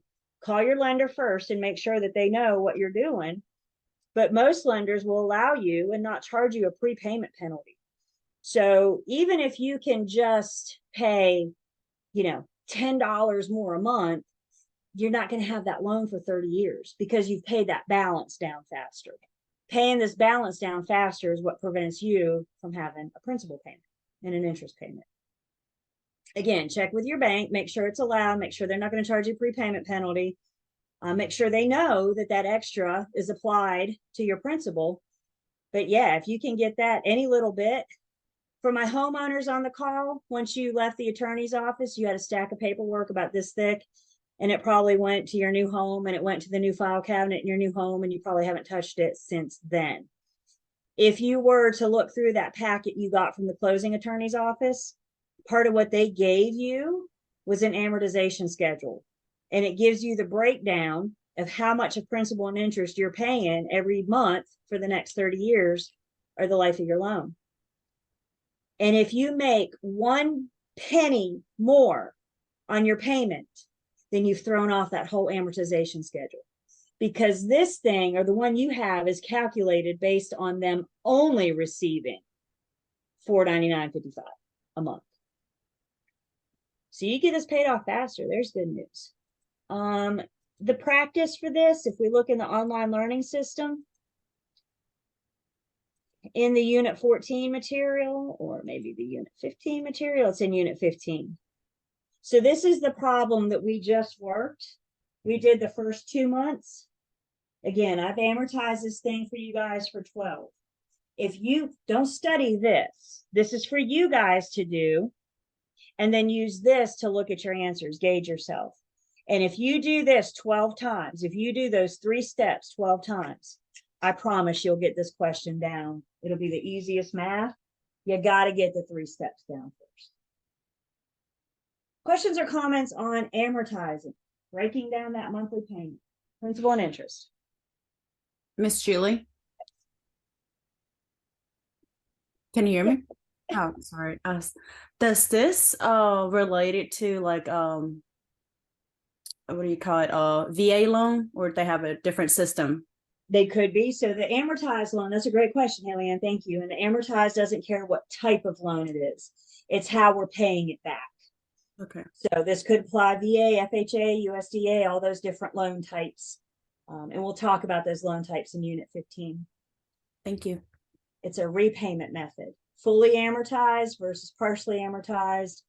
All amortized means is you have equal level payments throughout the life of the loan. What's different is how much is applied to principal and how much is applied to interest.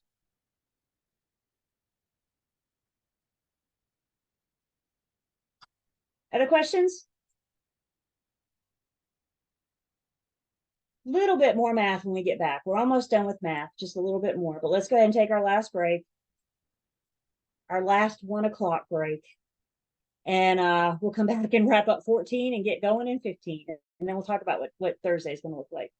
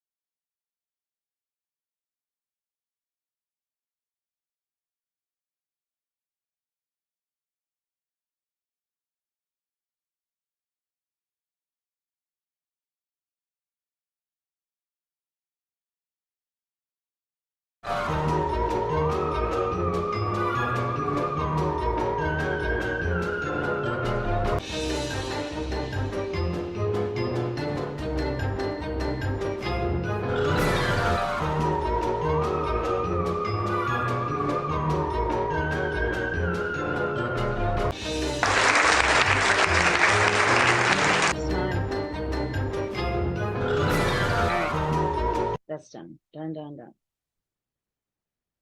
All right, welcome back. So cameras are on.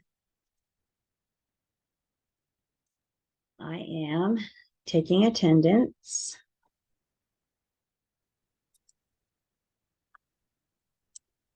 One more piece of math in Unit 14. And it's also dealing with interest with a loan. But the other piece of math you may see is called an interest over the life of the loan.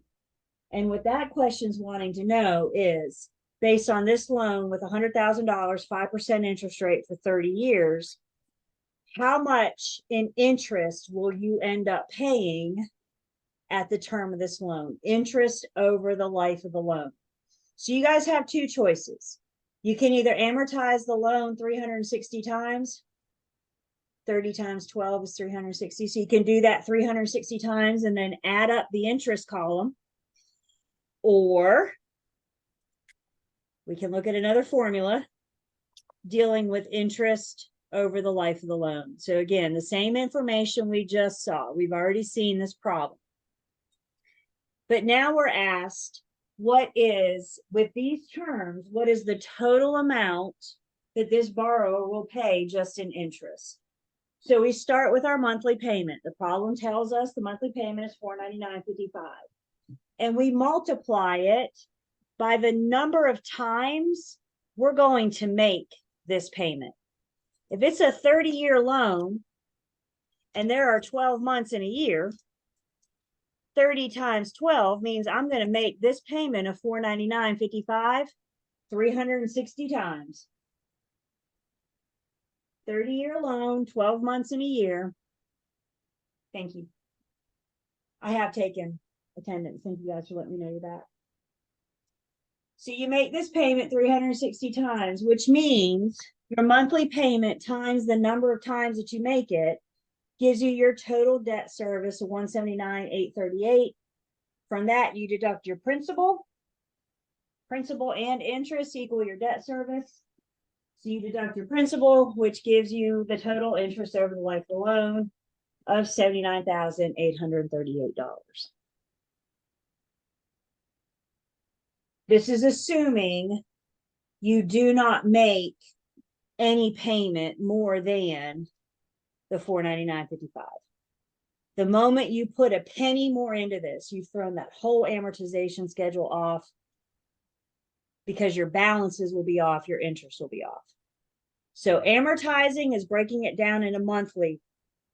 How much is applied to principal? How much is applied to interest? Interest over the life of the loan is looking at the big picture. If you make $499.55 360 times, you'll pay the bank back in addition to $79,838. Yeah, question?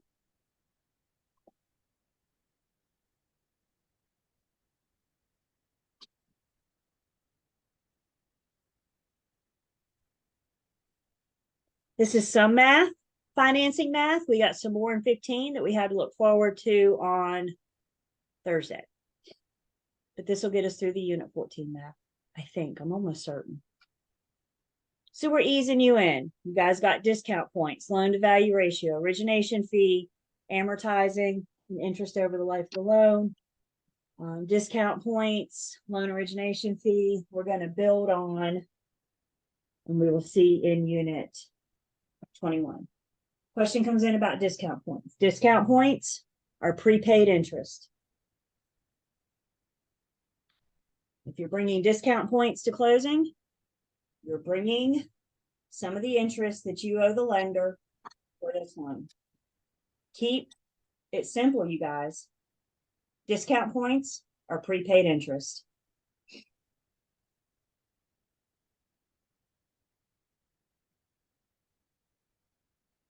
So I get confused when it said like the total principal and interest minus the principal. Would that not be minus the balance? The principal is the balance. Okay. The principal is your money. So you start with 100,000, and as you pay that balance down, that's money you're paying to yourself. So the principal is the balance, is the loan amount, whatever you owe the lender this month, right now.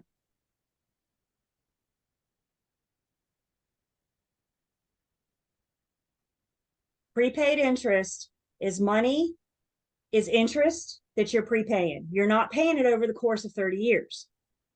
You're prepaying it. What does it mean to prepay something? In advance. You're paying it in advance. So instead of taking that $4,240 and stretching it out over to 30 years, you're prepaying it. So you're bringing $4,240 to closing, prepaid interest that goes straight to the lender for an interest payment.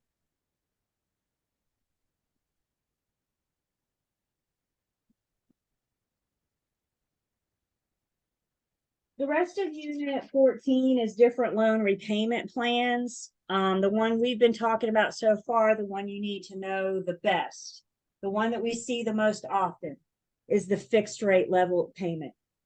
When you see in lender speak, you guys, when you see words like rate, for the most part, we're referring to your interest rate.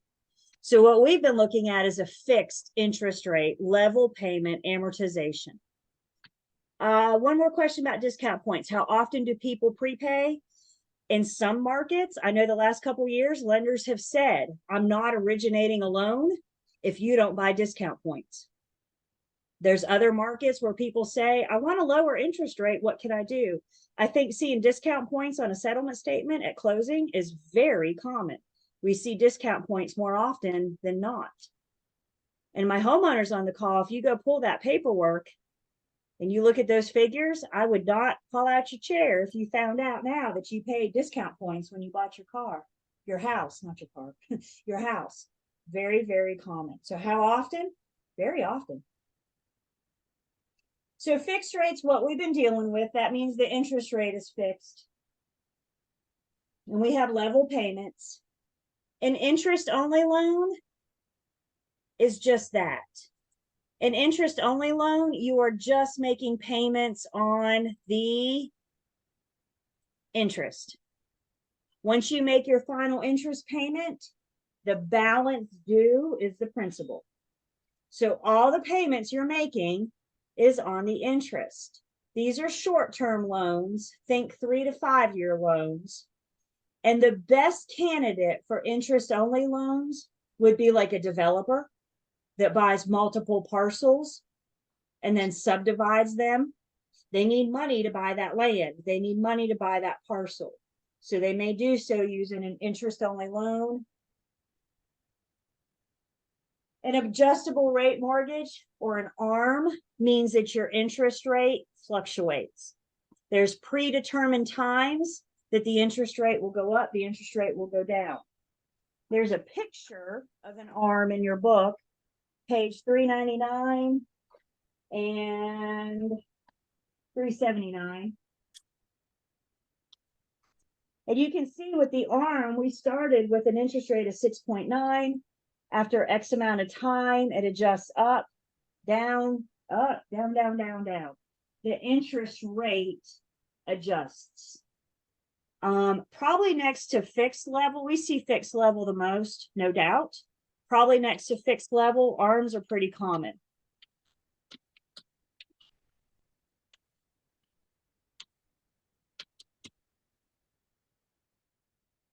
Another type of repayment plan is the graduated mortgage. I'm sorry, the graduated payment mortgage. With these, payments are lower at first and then graduate or increase at predetermined times. Graduated payment mortgages might be good for like a startup business. You don't have a lot of money now. You can't afford a lot now, but in time, when your payment goes up, hopefully your business is going up as well. With graduated payment mortgages, it's not uncommon to have negative amortization at first. And what I mean by that, back to our previous example of your principal and interest of $499.55. If you have a graduated payment plan, then at first your payment may not be this much. It may be $450 at first, and it may graduate to that amount. So instead of deducting from your balance, you are adding to. The balloon payment, if you have any amount due, once you make your last payment, if you have any amount due, that amount due is your balloon payment. You know it going into it. You know, once you make your last payment, you have a lump sum due of X amount. That's referred to as your balloon payment. And then a growing equity mortgage allows you to grow, think of like a rapid payoff mortgage. Equity is what you have in the property. Equity is your money. And we're going to talk a little bit more about equity when we get to unit 12, I think. But if we think of that of equity as value minus debt, what we have left is your money, also referred to as equity. What is it worth versus how much do you owe on it? And what's left is your equity. So a growing equity mortgage is like a rapid payoff. You're going to grow your equity faster, which means you're going to get that interest paid off faster. Again, more on equity when we get to unit 12.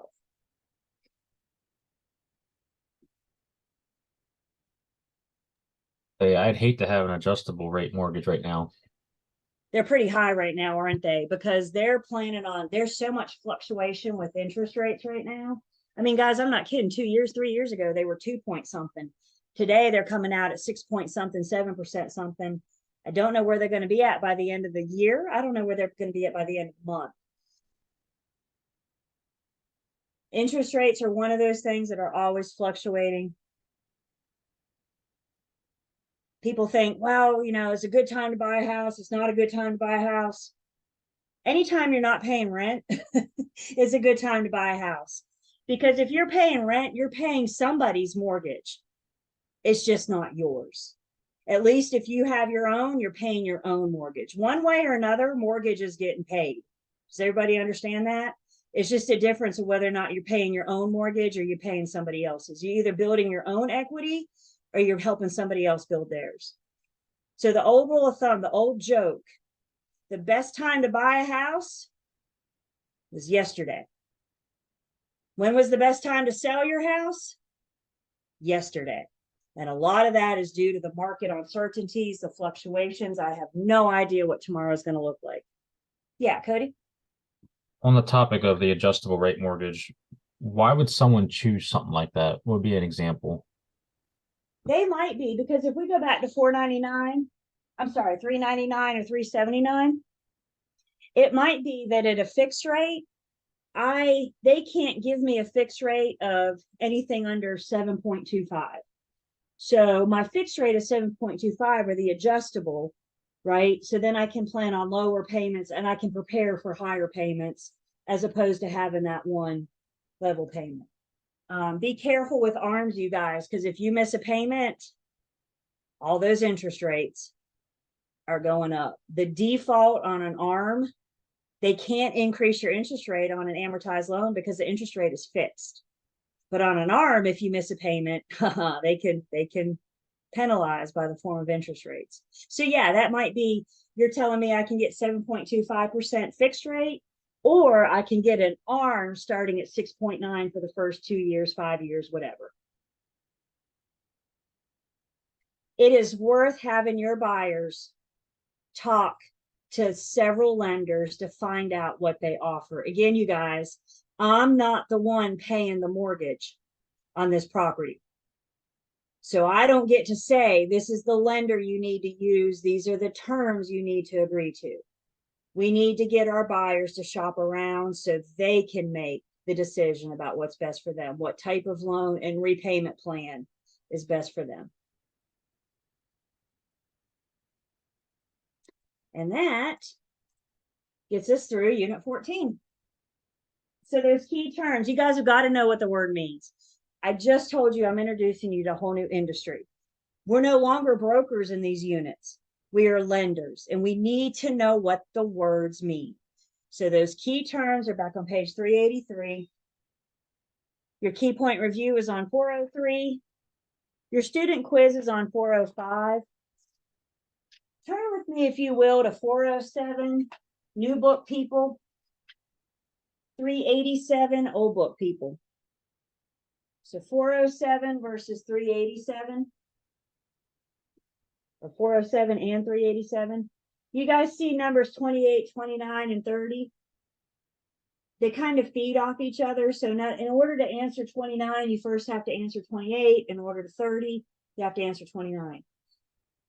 We don't have one formula yet that we need to answer these three questions. So put those three questions off to the side. We will discuss the missing piece on Unit 15 on Thursday. The missing piece, and pretty common question I get is, will they always give you the debt service? Will they always tell you what the principal and interest payment is? And the answer to that is no. They may expect you to find that, and we will learn how to find that in Unit 15. So just put those three off to the side for now, and you'll be able to do them after Thursday. Also in Unit 14, you have those math concepts. What helps walk you through some other examples. I know financing math is tricky. I get it. I encourage you guys to look at the math concepts, look at these examples, look at their style. And then there's those 50 problems in the back of the book. I think my old book people, this starts on page 803. These are the numbers that relate to the math that we just did in Unit 14. So this is some additional practice. We got stuff for you guys in the online learning system as well. How many of you are following along in the online learning system? Are you keeping up with me? Are you studying it? Awesome.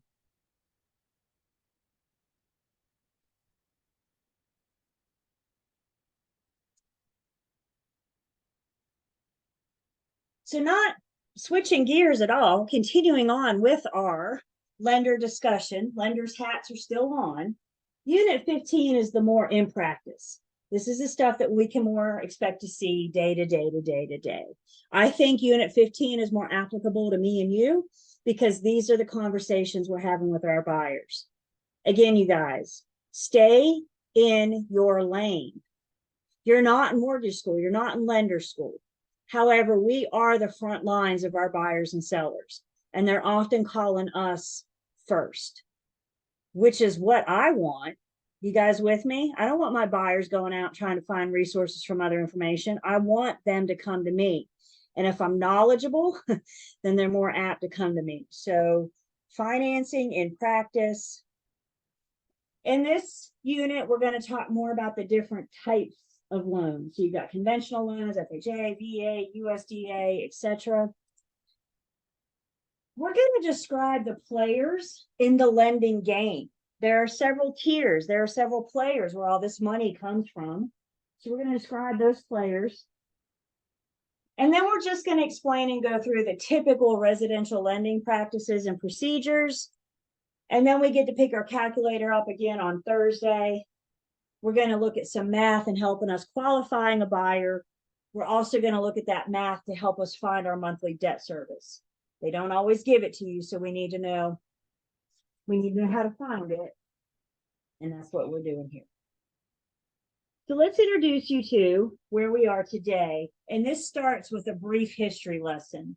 And the brief history lesson we've already had is the housing market crash. Probably about 2008, 2009 into 2010, started looking a little better in 2011. The housing market crash was not fun.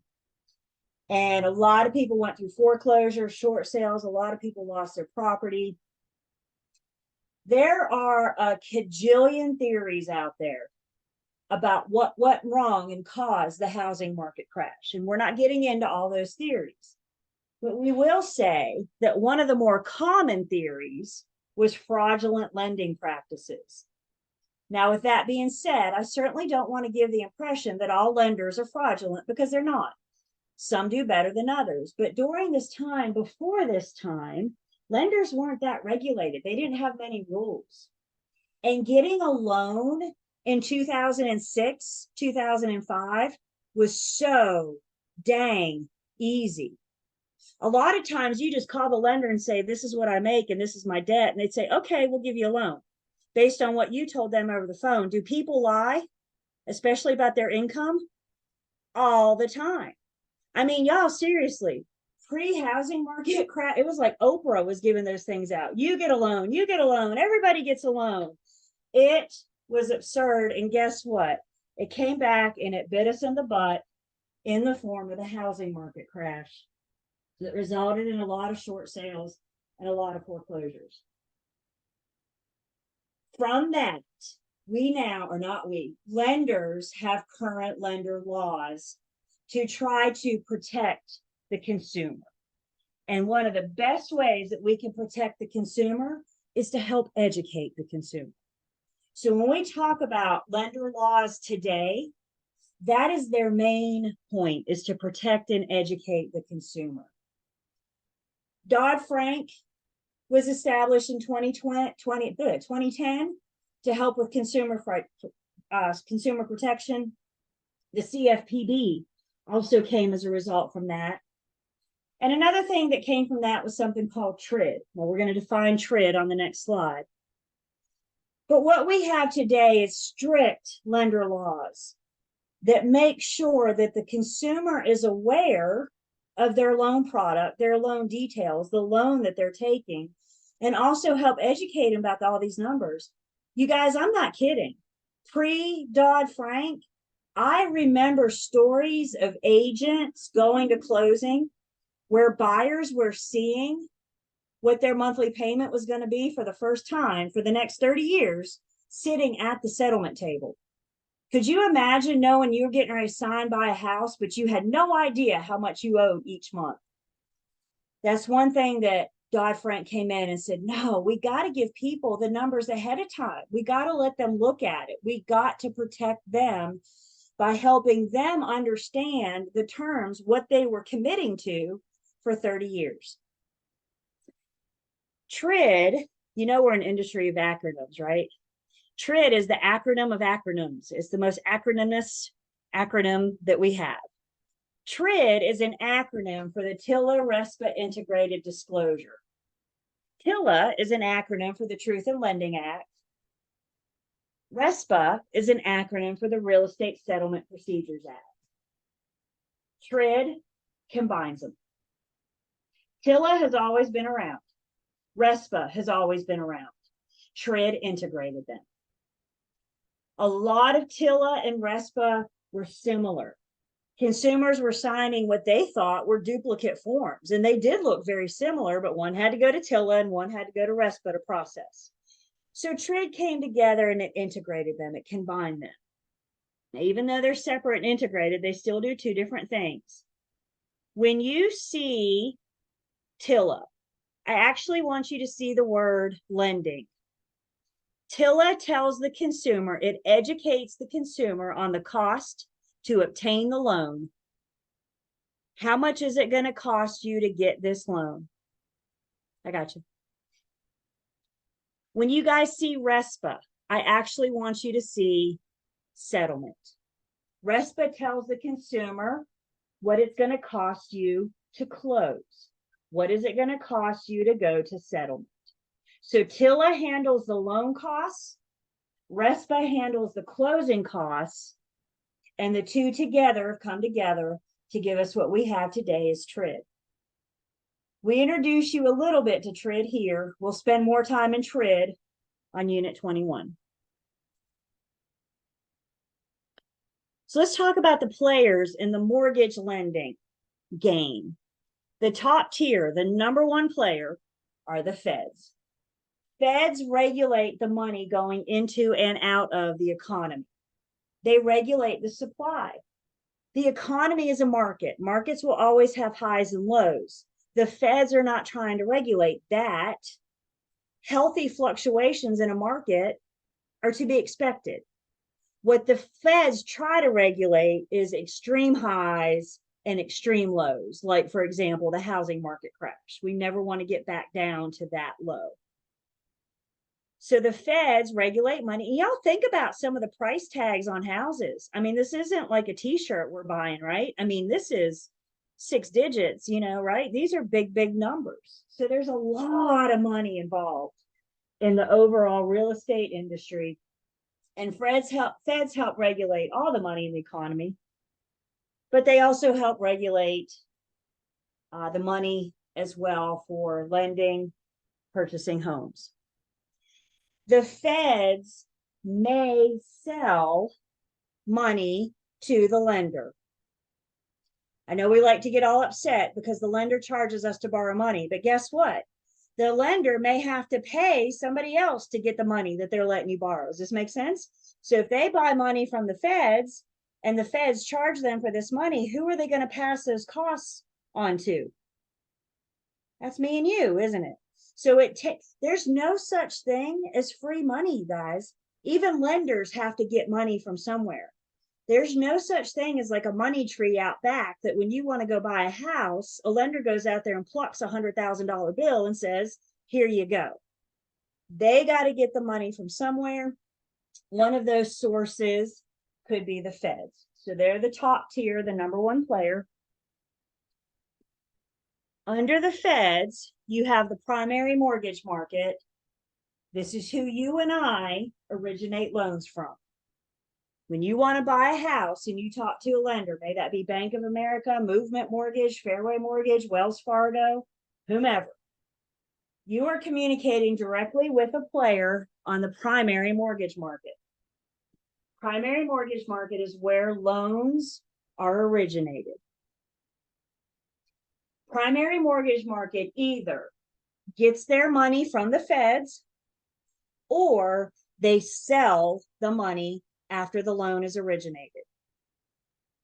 Of my homeowners on the call, is anybody still with your original lender? Keep your hand up for a second if it is. I see a few of you nod your head. Some lenders keep their loans in-house. And where they make their money is on the interest that you send in, the finance charges that you send in. So some lenders do service their own loans. Most lenders, most players on the primary mortgage market, once your loan is originated, will sell it to a player on the secondary mortgage market. The secondary mortgage market is where loans are purchased or serviced after they're originated. So let's talk about why lenders sell your loans to a player on the secondary mortgage market.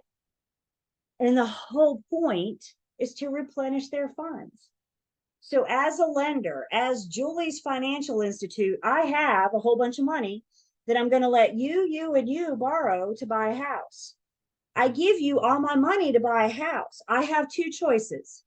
I either wait 30 years for you to pay me back so I can originate another loan, or I sell your loan to somebody on the secondary mortgage market, replenishes my funds, and now I can give you, and you a loan.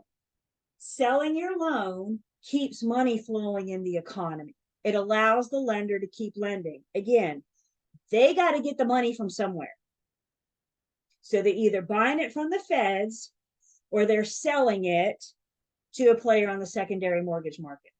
That's how your mortgage lender gives money for you to go out and purchase that home.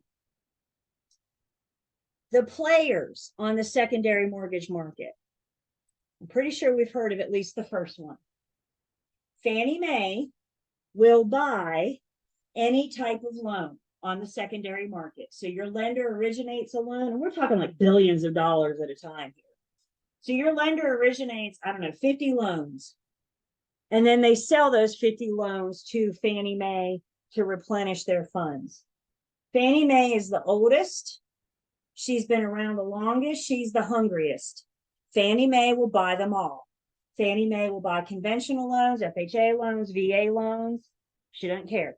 She's the oldest and she's the hungriest. Another player is Ginnie Mae.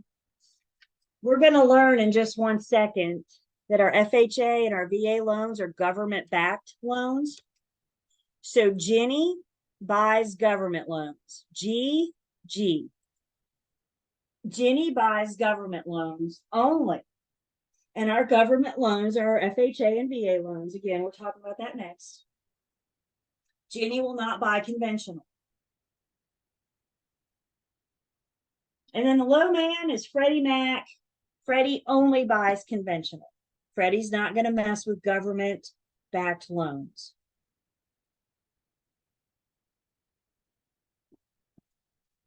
Your book, 414 or 394 has our history lesson with the recent financial crisis, talking about the foreclosures. It was tough.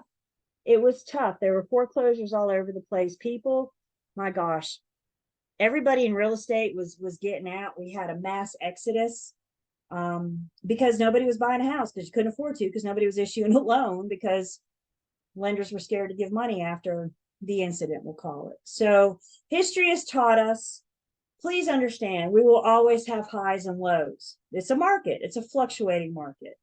But hopefully, based on the lender laws we have in practice today and what we learned from our most recent financial crisis, the plan is that the lows won't be that low again. Expect lows, expect highs. We're in a market. Questions about our players?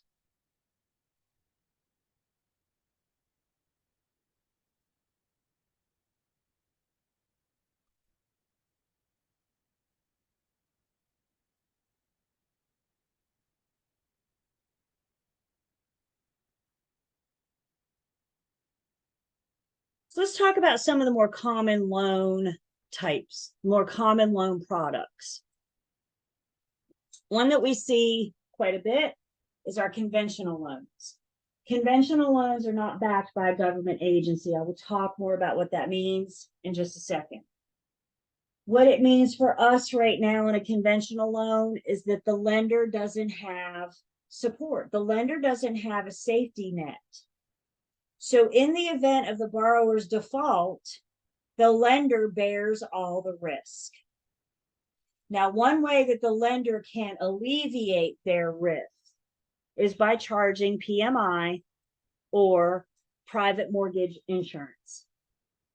PMI on loan products, on a conventional loan product of 80%, loan to value ratio of 80% or higher, usually requires private mortgage insurance. Remember what we said earlier, you guys.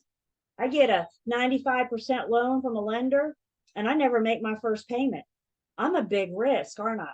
Or I do make my first payment. Maybe I don't make my 14th payment. I'm a big risk until I can get this loan to value ratio down. Please always remember, the number one concern for the lender is, if you stop making your payments, can I sell the house and get my money back? So on a loan to value ratio of 80% or more,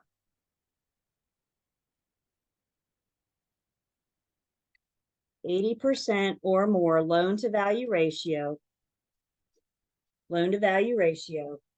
you're a lot more risky than you are if your loan to value ratio is under 80%. So for conventional loans, it won't be uncommon for the lender to charge PMI until you get under that 80% threshold. Now you're not as risky. Conforming conventional loans mean that they meet certain bank requirements.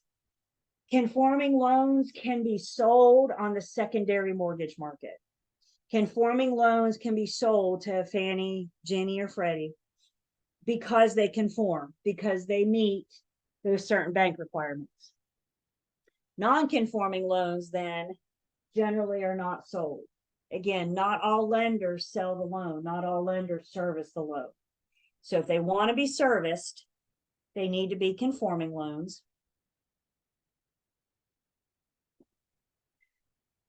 So with our conventional loan and our PMI, 80%. Let's say you have it appraised for 100,000. You're asking for 90,000, which means you're, through the eyes of the lender, their loan to value ratio is 90%. Loan to value ratio, 90,000 divided by 100,000. So you got the lender bringing 90,000, which means you're putting down 10% or $10,000. Because your loan to value ratio is more than 80%, the lender will charge private mortgage insurance until you get that amount under 80%. Some lenders will tell you to contact them to have the PMI removed. Others may not. So if you're a homeowner right now with a conventional loan, 80%, you may want to check that amortization schedule and see where you are, see if you can drop that PMI. It's not much. Depending on the loan, it's usually a percentage of the loan. It doesn't shake out to too much in the big picture of a loan, but every little bit, right? So conventional loans charge PMI when the loan to value ratio is 80% or higher. It offers protection to the lender in the event of your default.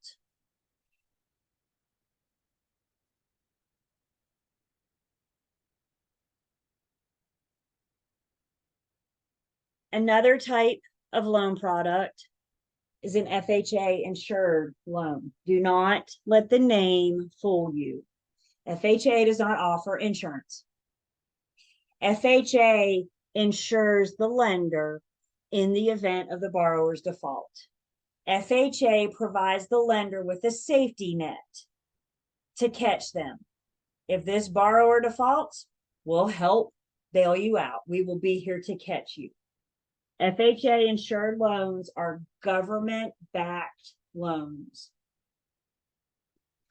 With an FHA loan, the lender sets all the terms like they usually do. FHA is not originating the loans. FHA is not providing insurance for the property. FHA is not telling the lenders what to charge, interest rate, nothing like that. All lenders are different. The only thing that the FHA is doing is offering a safety net in the event of the borrower's default. Because it's an FHA loan, the approval process might be a little stricter. It might be a little harder to get approval because now we got the government involved. And we know what that means, right? More red tape, more hoops, more hurdles. This just comes with it. With FHA, not only do the people need to get approved, but the property has to be approved as well. They're not going to issue an FHA loan if the roof is 45 years old, for example. They're not going to offer an FHA loan if the property was built prior to 1978 and there's a bunch of chipped paint. So the property, the appraisal process is a lot stricter. The government has to be assured that they can provide a safety net to the lender. FHA loans apply to residential properties of 1 to 4 units. FHA requires owner occupancy. You won't be able to get an FHA loan for an investment property. This needs to be your primary residence. There's a one-time fee with an FHA loan called a MIP, Mortgage Insurance and Premium. One-time fee is charged at closing. It can be financed, which means you can roll that into your mortgage payment. The property, again, has to have, it's a different appraisal process. The property has to approved, FHA approval by the appraiser as well. By the way, when you're working with buyers, if your buyer's going for an FHA loan, you can go to their website and get a list of things of the property that FHA won't approve. So if you're standing there with your buyer and you're looking at a house getting ready to fall down, you can look at the list and say, you're not going to get FHA. Don't do it now, wait till after class. But always go check out the website, each buyer, because this list does change. And again, they have things on there like a 45-year-old roof, for example, chipped paint. if it was built prior to 1978, etc. FHA loans cannot charge prepayment penalties. FHA loans may be assumable, which means the buyer can assume the seller's mortgage. If the buyer is going to assume the seller's mortgage, the buyer has got to be approved. They've got to go through the whole entire approval process. So it's not just any buyer that can assume. They still have to go through the approval process.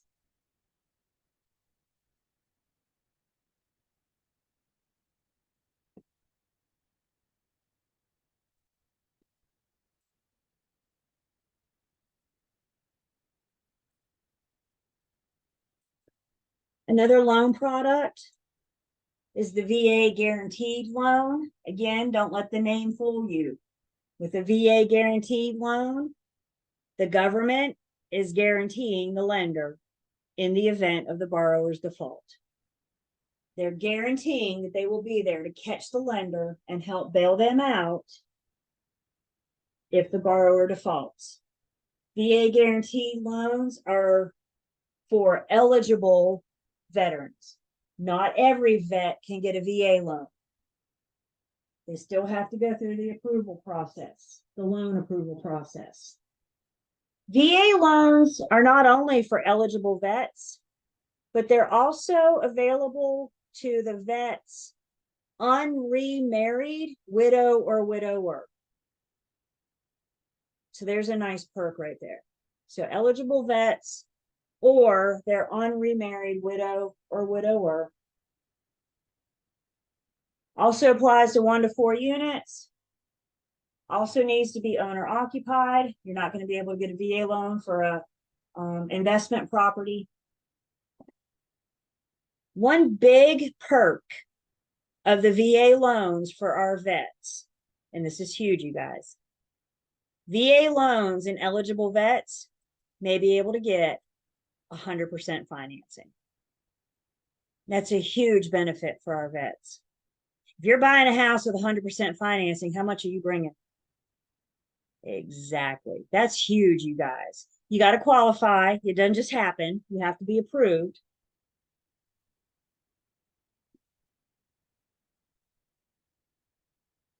That's a great question, Toya. Hang on. If I don't address that today, we'll get to that Thursday.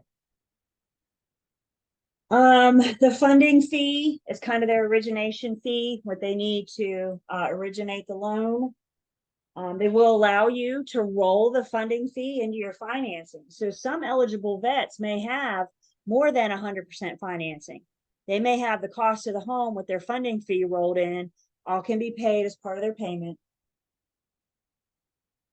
The vet certificate of eligibility is their entitlement. How much are they entitled to borrow? Each eligible vet gets one certificate of eligibility, and you cannot get another VA loan until that certificate of eligibility is paid off. So you get one at a time. Once you pay that off, you can apply for another certificate of eligibility. If you want to get a second property, a vacation property or investment property, you're not going to be able to get a VA loan because you only have that one certificate of eligibility. The appraisal process for a VA loan is referred to the certificate of reasonable value. Just like FHA loans, the appraisal process for the property has to also be approved. The government's involved. Not all homes are eligible for FHA or VA. Listing agents, before you advertise that a buyer could buy this home with an FHA or a VA loan, you need to make sure that the property will pass appraisal. Again, you can go to the VA's website and pull up a list of things that they want approved whenever you're working with that buyer, with that vet. Just like FHA, VA loans can be assumed by anyone, even if you're not a vet. So non-vets can assume a VA loan. Remember, the vet only can have one certificate eligibility of out there at a time. So if you let somebody assume your loan, that certificate of eligibility is still out there and you won't be able to get another loan. Once you paid off that VA loan, you get your restoration of entitlement, which means you're eligible for another certificate of eligibility, should you choose. And again, VA loans cannot have a prepayment penalty. My crystal ball. 3 years ago, interest rates were being originated at 3%. Today, I haven't looked today, but let's just say interest rates are 7%. So 3 years ago, interest rates were originated at 4 points less than what they are today. And if you want to assume somebody's loan, let's say I'm a vet and I have my house for sale and my loan is assumable, and I advertise, buy my home and assume my mortgage with a 3% interest rate versus buying the house across the street from me that's not assumable. You have to originate your own loan at a 7% interest rate. So which product, assuming you got some money, and that was the question that came in, wouldn't it be cheaper to assume the loan? And the answer is kind of, your payments would be less. But remember, you guys, if you're assuming somebody's loan and I have $40,000 loan, that means you still need to come up with $60,000 to bring me to closing. You got to make me whole. So you assume my loan and then you pay me the difference. And unfortunately, why a lot of people don't do this is because we may not have that $60,000 laying around. But if the seller's lender will allow it, then we can advertise this assumable loan and you're a better product than the house across the street. And this is why I think we're going to see more loan assumptions. As those interest rates start going up, just makes a better product. Crystal ball.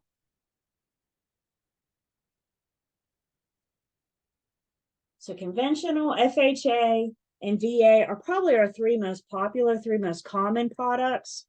I got a couple other loan products that we'll talk about on Thursday. So, and remember too, if you're assuming somebody's loan, you have to be approved. So it's not just anybody can take your loan. The lender has to approve. You have to go through that process.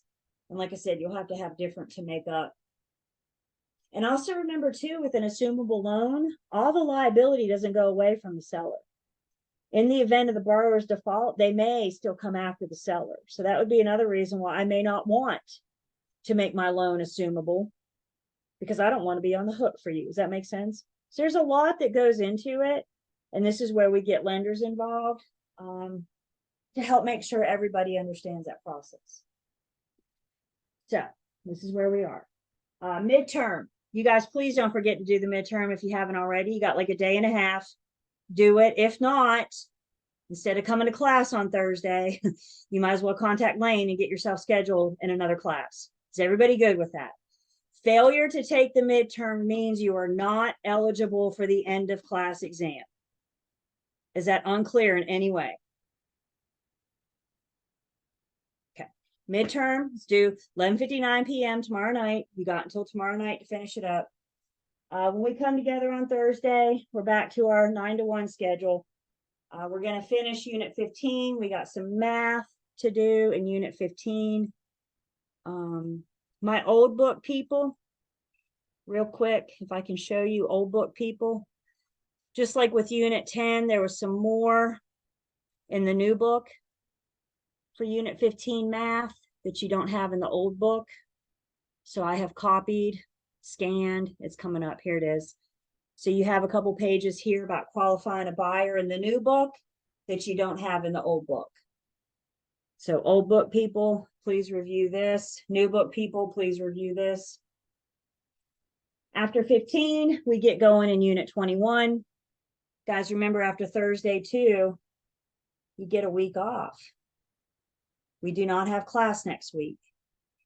This is not fall break. Whoop, whoop. This is fall break. Let's get caught up. Let's get ourselves ready to take an exam in a couple weeks. Fair enough? So we'll talk about that, what the next week will look like. So that's Thursday. 15, finish 21. And we keep, no, finish 15. There it is. And start 21. And we'll keep going. I hope you guys have a good afternoon. Have a good day tomorrow. And we'll see everybody Thursday morning. Thanks, Julie. Thank you. Thanks, Julie. See you guys. Thank you.